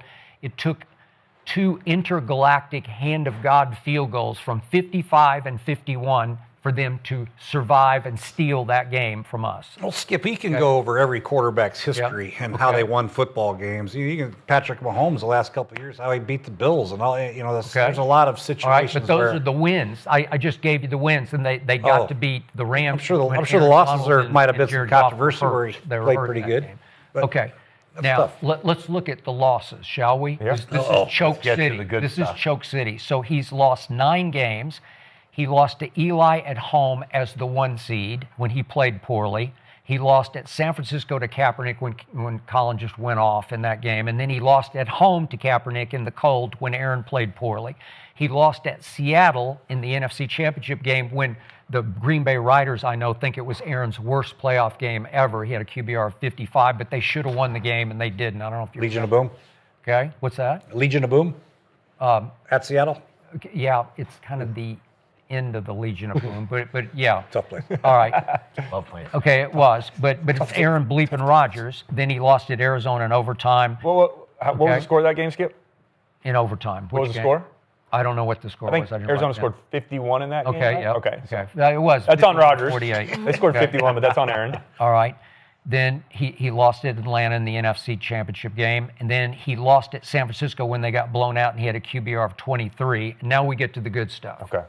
Last 3 years in Green Bay, he's the 1 seed, and he has his first ever NFC Championship game at home against Tom Brady's first year Tampa Bay Buccaneers in the pandemic year, right? Aaron Rodgers has it 1st and goal at the 8 with, let's see, how much? 2:21 left in that game. 1st and goal at the 8, they're down 31-23. So you're going to have some chances here. And he airmails Lazard on the first throw. He throws it behind Devontae at the goal line on the second throw. And then he misses Devontae on 3rd down when he had a lane where he could have just taken off and run it in. It looked like he should have gone, but he didn't. And what did his coach do at that point? Kicked a field goal. Kicked a field goal because he just said, I've seen enough of this. I'm not going to let the greatest quarterback ever, quote unquote, try one more time from the 8-yard line because I've seen enough, and I'm going to take it to cut the score to 31-26. I'm going to give Tom Brady the ball back with 2:05 left, and you know what the rest of the story was. Brady killed the clock. Right. And that was the end of that, and they lost 31-26. I think Matt LaFleur would like to have that call back. Okay. Yeah. Okay, well, but it said a lot to me because he's just saying, okay, I've seen enough. And I'm with you. You just got to go, man. I mean, you just, right? No. I don't care who your quarterback is. If it's Carson Wentz, you got to go. Because it's Tom Brady, and you can't give him the ball with 2 minutes left and think you're going to get it back. And then the next year, they're the 1 seed again, and they lose at home to Jimmy G and the 49ers, and Aaron stunk in that game, had a QBR of 23. And in his final Green Bay game, it's against Detroit before they're the Lions that we know and love right now. And it's a playoff for the playoff game on Sunday night at home. It's a play-in game. And Aaron has a QBR of 41, and they lose 20-16. And Green Bay's executive office said, we've seen enough. He's out. We've done enough. That's 3 straight years, 1 seed, and a chance to go to the playoffs where he let us down. He wasn't that guy. So I just gave you 7 and 9 losses, a lot of them pretty bad. So to me, I'm like Aqib. I'm all about the playoffs. And I haven't seen nearly enough from him in the postseason to justify what you're talking about on film, where you say, look at that in a vacuum. You can have the vacuum. I want the playoffs. This Arizona game, though, he did put up 45. I think that was more. He did. He did. And there's some outliers on that. I want to go back, though, to that Super Bowl run. The fact that you try to discredit that, because what it sounded like to me was that was a team that went 10-6, snuck into the playoffs, and had to win road games. That was 15 years ago. And had to go win a Super Bowl against a very good Pittsburgh football team, and they went and did it. And to me, you tried to discredit that, saying, oh, they shouldn't have been in there in the first place. No, that's tough. It's hard enough to win a Super Bowl. I know Coach has one. I don't have one. Do you have one, Richie? Nope. It's tough. Not a lot of people in the world can say we have a Super Bowl, but the fact that he did that by winning road games, getting to the game, winning it, and then pulling it off to say, well, you know what? These things happen, so I'm just crediting that. I can't buy into that. Okay, so you beat Michael Vick 21-16 when he had the ball and a chance to beat you. And then Caleb Haney played the whole second half at Chicago. But at the end of the day, what Coach said makes sense is you can go back and nitpick every single game, but all they care about at the end for a quarterback is did you win or did you lose? That's the only thing that follows you around is your record. You know what else follows you around? Super Bowl MVPs and 4-time MVPs and 4-time All-Pros and 10 times Pro Bowl. That follows you around, and multiple records in the NFL, touchdown interception ratio, a passer rating, all these things follow you around. And again, I'm not saying that he's the greatest ever. I think that's Tom Brady. My whole point was when it comes to throwing the football, he is the greatest thrower of the football of all time. And the question was he overrated or underrated? I don't think there's a shadow of a doubt that he's overrated. There's no doubt in my mind. Okay, he's way overrated if you look at 7-9 since the Super Bowl in the postseason. That's way overrated. Real quick, I'll counter that. I'll counter your argument. I hear your argument. I don't think Green Bay did a good enough job setting him up for success over all those years, right? Okay. They were always a wide receiver away, a pass rusher away. They drafted really well. They picked off veterans kind of off the scrap heap, never went out and paid a guy. Like I would have loved to see them somewhere in there just go all in, go get him a big stud receiver. He had Devontae Adams, but then Jordy Nelson, Randall Cobb. Jordy was pretty good. Jordy was good. Yeah. Jordy was good, but I mean, get him like some legit studs instead of drafting Jordan Love. Go get him another receiver and see how the things end up. But I think if he could have been supported better and got a couple more playmakers, possibly a couple more playoffs. He was 160, 93-1 as a starting quarterback. Okay. 7-9 since the Super Bowl. That's all I care about. 64,000 passing yards. Woo. He rushed for 3,500 yards too, and 35 more. He used to be able to. What is that? That's fifth all-time, right, Coach? I don't know what the all-time is. We're just throwing out numbers here. I'm just saying, 510 passing touchdowns. Jesus. And we're going to say he's overrated? Yep, we are. Well, 60%. He brought Green Bay. I mean, to maintain what Green Bay did at Brett Favre, to walk into that and keep them on top of the NFC is pretty impressive. Okay, right. Do you like 7-9 since the Super Bowl in the postseason? Can you defend that? I like the fact that he's putting us in position to be in the talks for going to the playoffs and going to the Super Bowl. Yeah. Now they didn't play their best game. The team, Josh Allen, Lamar. I mean, we hate Lamar too. Who do we hate? Josh Allen. I mean, but there's only one team that can win a Super Bowl, right? Do you think Eli Manning's a much better quarterback than Aaron Rodgers because Eli won 2 Super Bowls? Is that what you're saying? No. Okay. Definitely not. So, but Eli led the league in interceptions 3 times. I think you look at the whole body of work at his career, 248 games, and what he's done throwing the football and being a consistent leader and winning football games and 8 division titles, for God's sakes. I mean, something has to be said for that. This guy's a hell of a 3 1 seeds he won in the regular season. 1 seed that ended with hard. 3 home losses. There's 16 teams in NFC. Getting that 1 seed is hard. Skip, does this have anything to do with Aaron Rodgers coming to Jerry's world when Dallas was the 1 seed in 2016? Well, I mentioned kicking your ass out of the playoffs. I feel like that might. When he made that hell of a throw rolling out left, thrower of the football rolling out left and dropping a dime down the sideline. Yeah, when we were playing the worst prevent I've ever seen, where we stationed 5 DBs from the 20-yard line back and just said, you can have that throw? Okay. And then it took a 55-yard field goal. He didn't kick us out. Mason Crossbar, as I call him, he kicked us out, right? So Mason threw the ball to get them in position. But he kicked. Listen, go back and look at those 2 field goals. The first one's like this dying quail that flutters to the right. It's fading, and it ekes over the crossbar just inside the right upright. The last one that won the game is from 51, and watch it. Go look at it. I dare anybody to go look at it on YouTube. Off his foot, he snap hooks it. They're indoors. There's no wind. And somehow the ball is hooked. You play golf, everybody does. Yeah. And if you snap it off the club face to start, it's not going to suddenly curve to the right. That field goal curves back to the right just inside the left upright. Go look at it. All I saw and all I looked at was this. The hand of God. That's all I saw was this, by the way. Hey, speaking of kickers, by the way, let me get off the subject here. I just thought of something. If you're Schottenheimer in this game against Denver, right? Hey, 70 yards. It's 70. He's going to kick one from 70. If you're at your own 32-yard line, or 35. You just go. Are you going to kick? I'm glad you brought that up. Yeah. I was going to bring that up. Yes. How far back do you go? He can make it easily from 70, maybe 75. Yeah, that altitude. Wow. Mile line. Yeah. We're going to see a record. Record. We will. I'd love or we're going to see Denver get first and 10 at the Dallas 25. He's so talented. Thank you. Bingo. Yeah. That's how it's going to be 30-28 Dallas. Brandon Aubrey, Greatest 70 kicker yard ever. Yes. kick. Okay. 70-yard Maybe bomb. 75. Yeah. Sorry to get off the subject there. I just thought But of that's that. on, Think about that. Yeah. right on track. Yeah, I love that. All right, well, 60% of the chat thinks that Aaron Rodgers is underrated. So, Skip, they're not with you right now, Yeah, but I think I just educated them, so they'll know now. We need to do the poll Yeah, over. We need to. Yeah, we need to do a repoll after We'll touch on this, this on Monday. monologue. Dropped I think off I've won the my side. last 2 arguments, by the way. Oh, Okay. you feeling Have you? good? Coach, Wow. What, you're saying that the chat decides. I'm just you guys saying, I'm taking the credit. Okay, there we go. I like that. Okay, I want to give a quick shout out to our sponsor. So let's talk about Roast Sparks. Roast Sparks is a fast-acting, long-lasting solution designed to reach your bloodstream quicker, so you can be ready when it matters most. So it contains powerful active ingredients from both Viagra and Cialis, giving you the best of both worlds in one treatment. Get ready in 15 minutes on average. Stay ready for 36 hours. You boys are laughing over there. You about to buy some Roast Sparks? I need about Go 20 to bottles of that. Coach road.com. just asked if there's any samples laying I'll give you around. my address. Go to road.com/grid and see if you can get $15 off your first order with your prescription.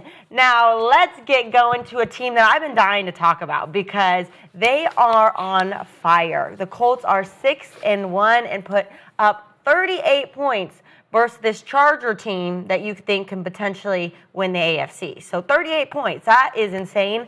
The Colts offense is averaging 33.1 points per game. That is the first in the NFL. Jonathan Taylor, Tyler Warren, Daniel Jones. I mean, it's just dominance. I'm loving watching it. Cody, are the Colts actually Super Bowl contenders? Yes, the Colts are 100% Super Bowl contenders, and here's why. They're 6-1 right now. They have the best record in football. They have one of the best young coaches in Shane Steichen as their head coach, and they're executing at a high level on both offense and defense right now. Now, I know before we get into this, your argument's going to be, well, they haven't played anybody yet. Their strength of schedule hasn't been the toughest. Yeah. They have a good win against Denver in week 2. They also have a really good win against the Chargers a couple weeks ago on the road, which is important. Those wins matter, but their other 4 wins are against the Dolphins, the Titans, the Raiders, and the Cardinals. I understand those are bad teams, but you don't control who you play, you control how you play. And good teams find a way to dominate the games that they're supposed to win, and that's exactly what they're doing. And I'll give you the Cardinals, that game was close. They didn't dominate in that game, but over that 4-game stretch, they're outscoring their opponents 145-75. That is a plus 70 point difference. They are dominating these games as good teams do. And before you use the Cardinals argument, the Cardinals have been playing everybody good. We all said that the 49ers are contenders in the NFC, correct? Well, they barely beat the Cardinals by 1 with the last-second field goal. We talked about Seattle being a contender. They only beat them by 3. And then last week, the Green Bay Packers struggled against the Cardinals and had to win it at the end there by scoring a touchdown and getting a stop on defense, and they only win by 4. So you can't use that Cardinals argument against them as not a quality win. Now, with that being said, this is the best offense in football right now, Skip. They're averaging 33 points per game.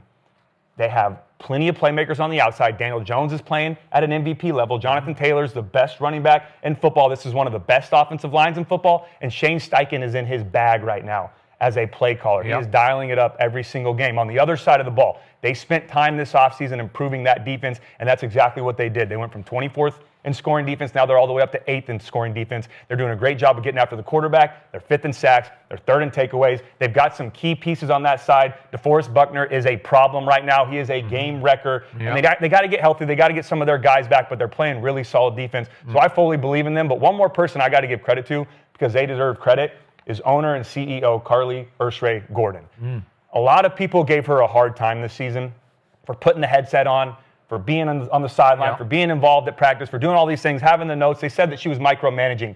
Bullshit. To me, that's someone that cares. That's an owner that's invested and that wants to do her father proud, the late, great Jim Irsay. She wants to leave a legacy and give the fans in the city a team to be proud of, and it's paying off right now. So I got to make sure she gets her credit for all the criticism that she's got. I'm a full believer right now in the Colts. The second half of their season is going to be a lot tougher in the first half, so they got to keep this up. But from what I've seen right now, they are legit Super Bowl contenders in the AFC. Did you play for the Colts? It sounds like you I did not, but I'm riding with my guy Danny Jones. Whoa. Indiana Jones. Yeah. I'm riding with the Colts too, man. They're playing well. Daniel Jones is leading the top scoring offense in the NFL. Jonathan Taylor is. You just roll your eyes over here. No, I didn't do anything. I'm just trying to get over the lady on the headset. I can't get over that. Yeah. Go ahead. Sorry. just You don't like it? Hell no. Oh, okay. back to my point. Jonathan Taylor, obviously, I made the case the other day that he's the best running back in football. They got him going. He's got a great offensive line in front of him. Shane Steichen is absolutely cooking with Jones, right? He's got Jones in the MVP conversation, right? They're the top scoring offense, so your leader has to be in the conversation. I'm going to use strength of schedule as an advantage for them. I'm going to say they have a weak strength of schedule, and that gives them a path to the number 1 seed in the AFC. Yeah. They have some tough games coming up, but still their schedule's ranked 28th overall. So not only do I see them going to the playoffs, I see them competing for that number 1 seed and making a deep postseason run. I want to hear the naysayer. Yeah, let's go. I'm not a naysayer. I just think it's really amazing what Shane's done with Daniel Jones. It's great to see. You know, you see Baker Mayfield make a comeback. You see Sam Darnold make a comeback. Guys just getting another opportunity and just taking it and run with it. Now, it's early in the season. They haven't beat anybody, so to speak. But, you know, it's awesome to see. I'm happy for Daniel. But I do not like the fact that the lady's on the headset. Sorry. There have been other teams in the past that have started out hot. House of fire, and it fizzled out. Based on what I've seen of Daniel Jones in the last 5 or 6 years, I just don't know if he can keep this pace up. The only way he can is by giving it to who? Jonathan Taylor. Right? This guy's a hell of a back. I hope he doesn't wear it down. I love the fact that Tyler Warren's on that team. He's a huge addition for them. Pierce and Pittman are good outlets for him, and Shane's got it dialed up now. He's doing a great job. A quick game, naked bootlegs, different formations, pounding it between the tackles. Behind Quentin Nelson. Defense is good. One of my best favorite nickels of all time is Kenny Moore II. I love his playmaking. He's been up and down, in and out. I love that guy. They had cool names, too. They got guys named Grover, Quiddy, Zaire, DeForest. I mean, you got to love them. I love the way they play. And I think right now, Coach of the Year is obvious, Shane. And you talked about MVP. I'm not too sure Daniel Jones, Jonathan Taylor are in that conversation as well. Agree. Yeah, I would agree. What don't you like about Daniel Jones? What don't you believe about him? I like Daniel Jones coming out in the draft. I just didn't like the way he played with the Giants. He just didn't play very good. They didn't have a lot of people around him. He's young. I get it. It was a struggle for him. I thought he was athletic. He just missed a lot of throws and didn't really. When you're the 7th or 9th overall pick and there's got to be things in practice too or something. There's got to be. But it's happened before. Baker, Sam, and other guys. Now he's getting a new lease on life, and he's taking advantage. I'm happy for him. I just got to see it consistently. Okay, so 2022, Daniel Jones had one really good year for them, and he went as the starter 9-6-1. They went to Minnesota and beat your ex-quarterback Kirk Cousins, and Daniel was really good in that game, throwing it and running. I think he ran 17 for like 90 yards. Yeah, he really got paid after that game, too. Well, he did. He can run. He can run. Yeah. And what do we say, 6'5", 230, 35? Yeah, I'll give you that. Yeah, 6'4". But he is 6'5", so he's prototype size. Yeah. And I dare I say athletic. I think he's pretty athletic. Watch out for that turf monster. AFC, he's going to eventually run into that guy on the wall, Josh Allen and Patrick Mahomes. That guy, he will. Behind you. Yeah. Who? He's right. It's all about Mahomes. Yeah. Okay. All right. He beat him. But so far, so great. And I think you have to give in to so far, so great because of Jonathan Taylor, who's always been good, but in the shadows. And now he's starting to come into the limelight a little bit just because he's running away with the rushing title. And you know what else I think helps Daniel Jones right now? Is you made a good point, Coach. Being that 6th overall pick, having all that pressure in a city that's desperate for a quarterback and replacing Eli Manning, that's a lot for a young kid. Now you go to Indianapolis on a lesser contract. Minnesota first. You don't even know if you're going to be the starter. You're just going there to maybe back up Anthony Richardson or compete for a starting job, and now you're playing with house money. You win the job. No pressure. I'm playing free. I'm not in a New York market anymore. I can go out there and play my style of football. Because when you watch him on film, he has the intangibles. He can make, even in New York, he showed you flashes of being able to make all the throw. It's just sometimes one place isn't right for one guy. Incredible story. Else. I mean, they go out and bring Daniel Jones in to compete with Anthony Richardson, and Anthony's probably going to start. We don't know who's going to play, and then lo and behold, there's an injury, and here comes Daniel Jones, and bang, rocket ship. So I campaigned for my Cowboys to take Tyler Warren. They took Tyler Booker, the guard from Alabama. But should have campaigned for him to take a defensive player. Okay, I understand. But when a Tyler Warren is sitting there and he's fallen to you, and he continued to fall 2 more spots before he went to Indy, but he just took a flat guard. Out stud, huh? You took a guard. Okay, they took a guard. I know. But they needed a guard. But do you draft for need at that point? I guard in the 7th round. Okay, all right. Right, Richie? I mean, Richie played guard. I know. How high were you picked? 3rd round. 3rd round. Okay. Well, that's going to help you out. Okay. But Tyler Warren has changed Daniel Jones' life because when in doubt, you can throw it up to him. You want to talk about a stud, a dominator. He's just such an easy target, and he leads all tight ends in receiving yards. No shot. Really good player. Yeah, he's just a good player, and he makes your life so simple because I can hand it to this guy, or if I'm really in trouble, I can just flip it to that guy, and he'll get 10 more yards because he's going to run over somebody. Yeah. And then the left side of their, speaking of offensive line, that Quentin Nelson, every time I watch the left side of their line, they just annihilate people. He's a great player. They just blow people away, and Jonathan Taylor's going to be 6-7 yards before he gets touched. And then your ex-defensive coordinator, Lou Anarumo, goes, I don't know what the politics were of that, but I couldn't believe that they let him go. And I don't know if it was a money situation or what, but he's really good. I don't know if you ever crossed his path. Yeah, I don't know him, but yeah. I mean, something can be said about that. Hey, Talk about personnel. Hey. They had none at Cincinnati. Yeah. They fire him, and that's kind of what I feel about the Cowboys right now. Okay. But yeah, on defense. That Eberflus. Yeah, I think people are on Eberflus a little bit too much. I think. Oh, you think personnel deficiency matters a little bit when you're any calling background plays. with him, Eberflus? No, just playing against him, coaching against him. Coaching against him. I should try to hire him one year, but couldn't get him. Okay, because everybody who's coached with or against him loves him. Yeah, and I has tried to hire him the one year. highest They wouldn't let him out. Yeah, and yet my defense mutinied against him because until the last game against Washington, they were playing no man. They just played all zone. And then against Washington, they went about 50% man because of Trevon Diggs, who allegedly fell at home and had a concussion. I don't know what happened. But it was the whole game plan was for Trevon Diggs, and then he's out.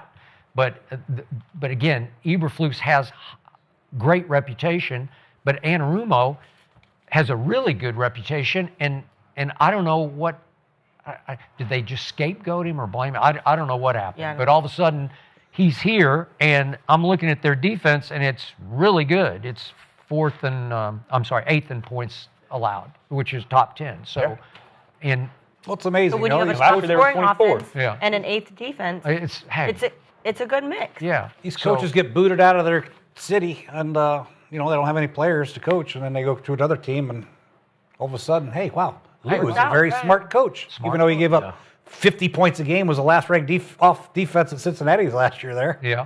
he still knows what he's doing. You just got to have some horses. Gotta have some Yeah. guys. Yeah, you gotta have the players Yeah. for sure. Okay. And they got some in Indy. So if you look down the schedule, I still think it's pretty easy because now they got Tennessee at home, so they're going to be 7-1, and then I got them losing at Kansas City and at Seattle, but I'm looking at 14-3, and that's going to be the one number seed. one. I'm Pretty pretty good. sure. Yeah. But then That's a to lot your of victories.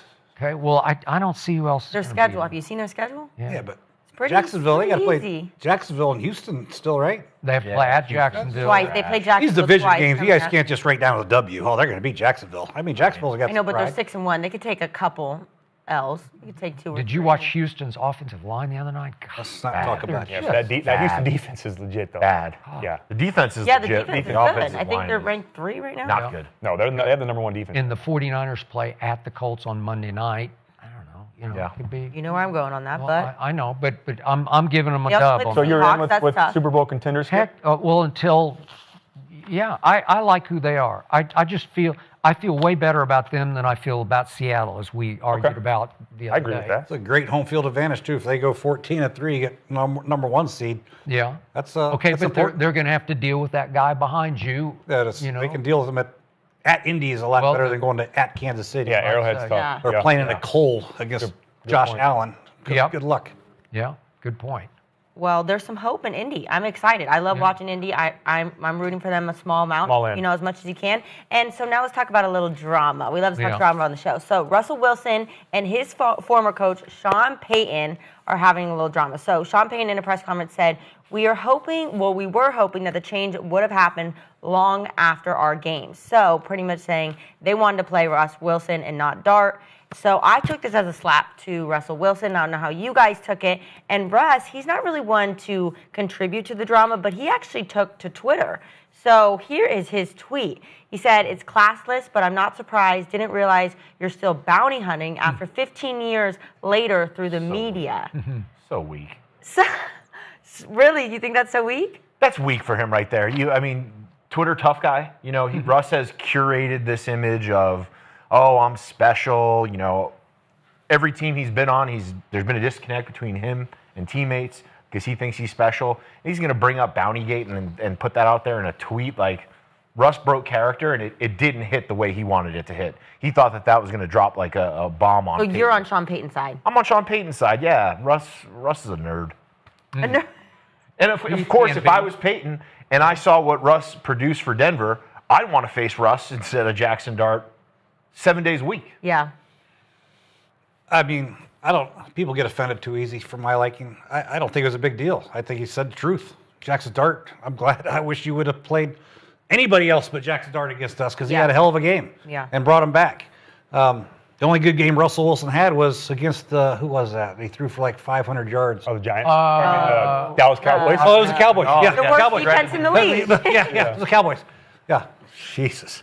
And that game was at Barry's World, right? I think Sean might have been a little out of line, maybe throwing a little jab and then run. I mean, because of you guys, Russell you guys in these Twitter wars are too much for me. Kicker, Brandon Aubrey. You're talking about Rodgers relying on a kicker. Your kicker That kicked kicker. 60 plus. Yeah. You guys are just you guys are too read into Twitter.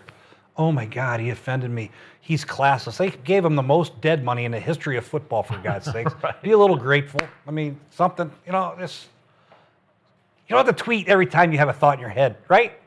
Be like me. Tweet once every month. Well, that Who lets these guys on Twitter? That was wild, though. But that's the thing. Russ is so calculated. He never does that. Everything is well thought out, and I bet when he sent that, he was like, "Oh yeah, I zinged him good," and it's like that just falls so flat. Like Russ can't cook. That was, I mean, I really feel bad for you, Russ. Sorry you got $83 million dead money, and sorry that offended Life you, is buddy. so hard. So hard. Yeah.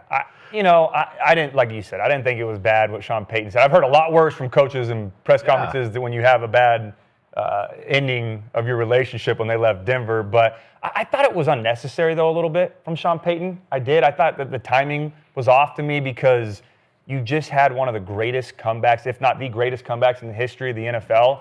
And you decided to take a little bit of a shot at Russell Wilson in that moment. I didn't understand it.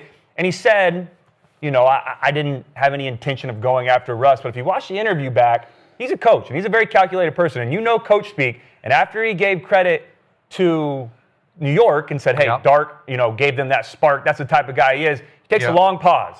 And even before that, he paused. But then he pauses again, and he waits and goes, I just wish they would have started him long after we played them. Yeah. And to me, I thought he was in, which he's not wrong, but my point is, in that moment, why did he say that? You're right. It was It's unnecessary, but it's the truth. Yeah, that's why I'm riding with you. You're a coach, and you just had that unbelievable win. Why are we taking shots now at this point? And again, I'm going to defend Russ a little bit. I know people give him a hard time. I thought I had to check the Twitter account like 3 or 4 times. I thought it was a burner account or a fake account. Right. I didn't think he had it in him. I was like, all right, good for him because it was so weak. But it's been unfortunate. You know, the last couple of years he's struggled. He's been bad. I get it. But people forget. In Seattle, Russ was like that. He was really like that from about 2012 to 2020. He was a damn good quarterback. He also had one of the best defenses in the NFL. He did, but he won. He had 10 Pro Bowls. I mean, he's Seattle's all-time leading passer. He did some things well. I just think the disrespect right now is a little wild towards Russell Wilson. I know he's not the best character guy. You don't love the way that he acts. I've heard rumors about personal office and all these things. Look, I don't know if that's true or not. It's true. It's true. Okay, so all of that, with that being said, and you could argue maybe that was for him to be successful. Don't love that. But still, we sit here act like he's not a good player and didn't do a lot and didn't win a Super Bowl when he was right. And I know he lost the Super Bowl too on that last play. Should have gave it to Marshawn. But overall, I mean, I think he's hurting his legacy right now. It's just unfortunate. I think make a big deal about all these little tweets and all that stuff and the sensitivity of people. You don't have to reply. I mean, if you're going to be a starting quarterback and expect to play in a National Football League, all you young kids, you're going to have to deal with some adversity and some negative publicity. But you don't have to respond to everybody or everything that you see or hear about. You'll go crazy and you'll lose your mind. Okay. Just worry about your next snap, In your next play. I completely concur with everything you just said. But to everybody's point, this was a Russ who'd never done this before. Right. And he felt so deeply about it because he was so wounded by Sean when Sean coached him for the 1 year. Sean inherited him and didn't want him, obviously. Right. That he felt like he had to respond because Russ is done. Russ is out. Like he's cooked. He knows it. So for the first and last time in his career as a player, he said, I'm not going to take this anymore from him because don't forget, they had a sideline incident in that year. It was late in the year. They were getting blown out. I can't remember where the game was, where it was 42-9 and the screen, it was 42-17 at Detroit late in the year. And do you remember, I think that they had it 1st and goal at the 1 and didn't score. And I think Russ changed a play at the line of scrimmage that Sean had called that he did not want changed. So when Russ came off, Sean went at him and went hard at him, and I just didn't like it. And I don't know, I'm interested to see what you say about this, but when he's a quarterback who's made 9 Pro Bowls, there's just one position on the field you don't do that to in front of the world. You don't attack him on the sideline verbally, not physically, but he went hard at him and was just screaming at him. And I can't remember when I saw a head coach do that to a decorated quarterback on the sideline. Just the one, you played the position. It's hard to play, man. It's the hardest position in sports. And you don't do that to him, even with the wheels falling off of a game at Detroit. And I think Russ never got over that he showed him up the way, I don't know if any star quarterback has ever been shown up by a head coach the way Sean showed him up in that game at Detroit. That's just me. I don't know how you feel. Yeah, no, that was a bad look for Sean. I'm sure Sean regrets it. I know that back in the day, it was a common thing. You know, Bill Parcells, I think he went after Phil. Oh, he did. That was just common me growing up. So I'm not going to give any sympathy for a coach yelling at a quarterback. I came up, I played for Howard Schnellenberger. I mean, I would have never made it a week without getting yelled at. And go run another. Did you ever yell at your starting quarterback in Washington? Did you ever do that? I would never do that. Okay. Sarcastic. Well, did you Hold ever on. I had a bad press conference after a game. Well, you had. Noted. That's different. That was, Sweet J yelled. that was never. bad, but I never really went after them during a game. No, they have too much on their plate. They don't need that. But you know, if that's why the whole Twitter thing, Russell was still damaged because of that incident. Tough it up, man. It's just you're playing a tough position, man. It's a man's game. Be a man. But I agree. But hate criticism. To that point, Sean Payton saying that pissed off Russ, then Russ saying that should had be a great equal playing career, field. man. Like He no one doesn't should be need to bring offended this shit up if he further responds. I mean, it wasn't even a good response out of Russ. It's him breaking character, and obviously But there that's was what I'm some saying. tension. We're behind the talking scenes. about it now because he responded. If he doesn't respond, nobody's going to remember what Sean Payton said at the press conference. Right. It's dead. I remember hearing that and thinking, Now wow, we you feel were like- hoping that he was going to be Now we're starter commenting long on after. Well, Russ. he was a starter before Is that. psych Your former damage. quarterback. Is a psych damage. Poor Russ. I mean, now we're But I coming can say on the that. same thing now that Russ says that. Poor Sean. Like, who gives it? Like, Sean probably doesn't give a shit. Like, Russ said what he said. I've seen former athletes say a lot worse, or current athletes say a lot worse about coaches, about players, about all these different relationships. It's like, all right, Russ wants to respond how he wanted to respond. No one should be offended either way then, is what I'm saying. But that's a win for Payton. Payton took a little dig, and he got Russ to break character and Russ to respond. That's a win. When you're talking shit to somebody, I'm going to come at you, talk shit, I don't know, and if man. I get you to give a But bad then Sean- response, But I see I it- won. Okay. I Going way too deep into this. Yeah, I don't know. You've done this before, haven't you? Oh, 100%. 100%. But that's what I'm saying, Richie. Wouldn't you say also the opposite of that is Russ is always kind of just taking it and everyone makes fun of him for the let's ride and all that other shit? Yeah. And now he finally responds. I saw that and I was like, all right, good for you. Like, Well, Payton doesn't stick up like for him yourself. for the way that he carried himself in Denver. We hear all the stories. He had his own office. He wouldn't meet with teammates. He wouldn't watch film. Yeah. Like, there's a lot of stuff going on behind the scenes to make Payton not like him and say that, right? That goes out there. We wanted Russell Wilson to start, because we didn't want to face Jaxon Dart, right? But Payton did come on after and be like, "Oh, that wasn't towards Russell Of course, at all." yeah, you're in damage control. He knew what you know? he was saying, though, in that. He Yeah, knew. put the toothpaste back in the bottle. But Yeah. for Russ to say that and for it to be so weak and for it to miss, it's just an L for us. And he's riding the pine. He's riding the pine. He's most likely going to be done after the season. Yeah, So I will agree with that. I don't know if I love what he said, but I like that he said something to stick up for himself. I didn't mind. He didn't say anything. I He agree. tweeted it. There's a big difference. and that too, yeah. He didn't say a word. Well, you're acting like keyboard warrior back there. Sean Payton didn't say this to Russ's face. He said it in the post-game press conference as New York was heading to the airport to get on the plane. Yeah. He said it But when in is front of the when reporters. is he with Russ now? Saying, And I don't even, does Sean Payton even have Twitter? I don't even know if he's got a Twitter. No. I don't know if he's going to respond on Twitter. I just think both ways. Like, he said what he said. Russ responded. All right, cool. Everybody got their shots in. Move on. I'll get back. Oh, I'm going to cook up a good one. He probably didn't even write that. Someone in his That's the first thing wrote that. I thought. Someone in his team wrote that. The first thing I thought is Russ came over and looked at it. He's like, oh, yeah, that's fire. Send that. Let's ride. Yeah. Get the fuck out of here. Yeah.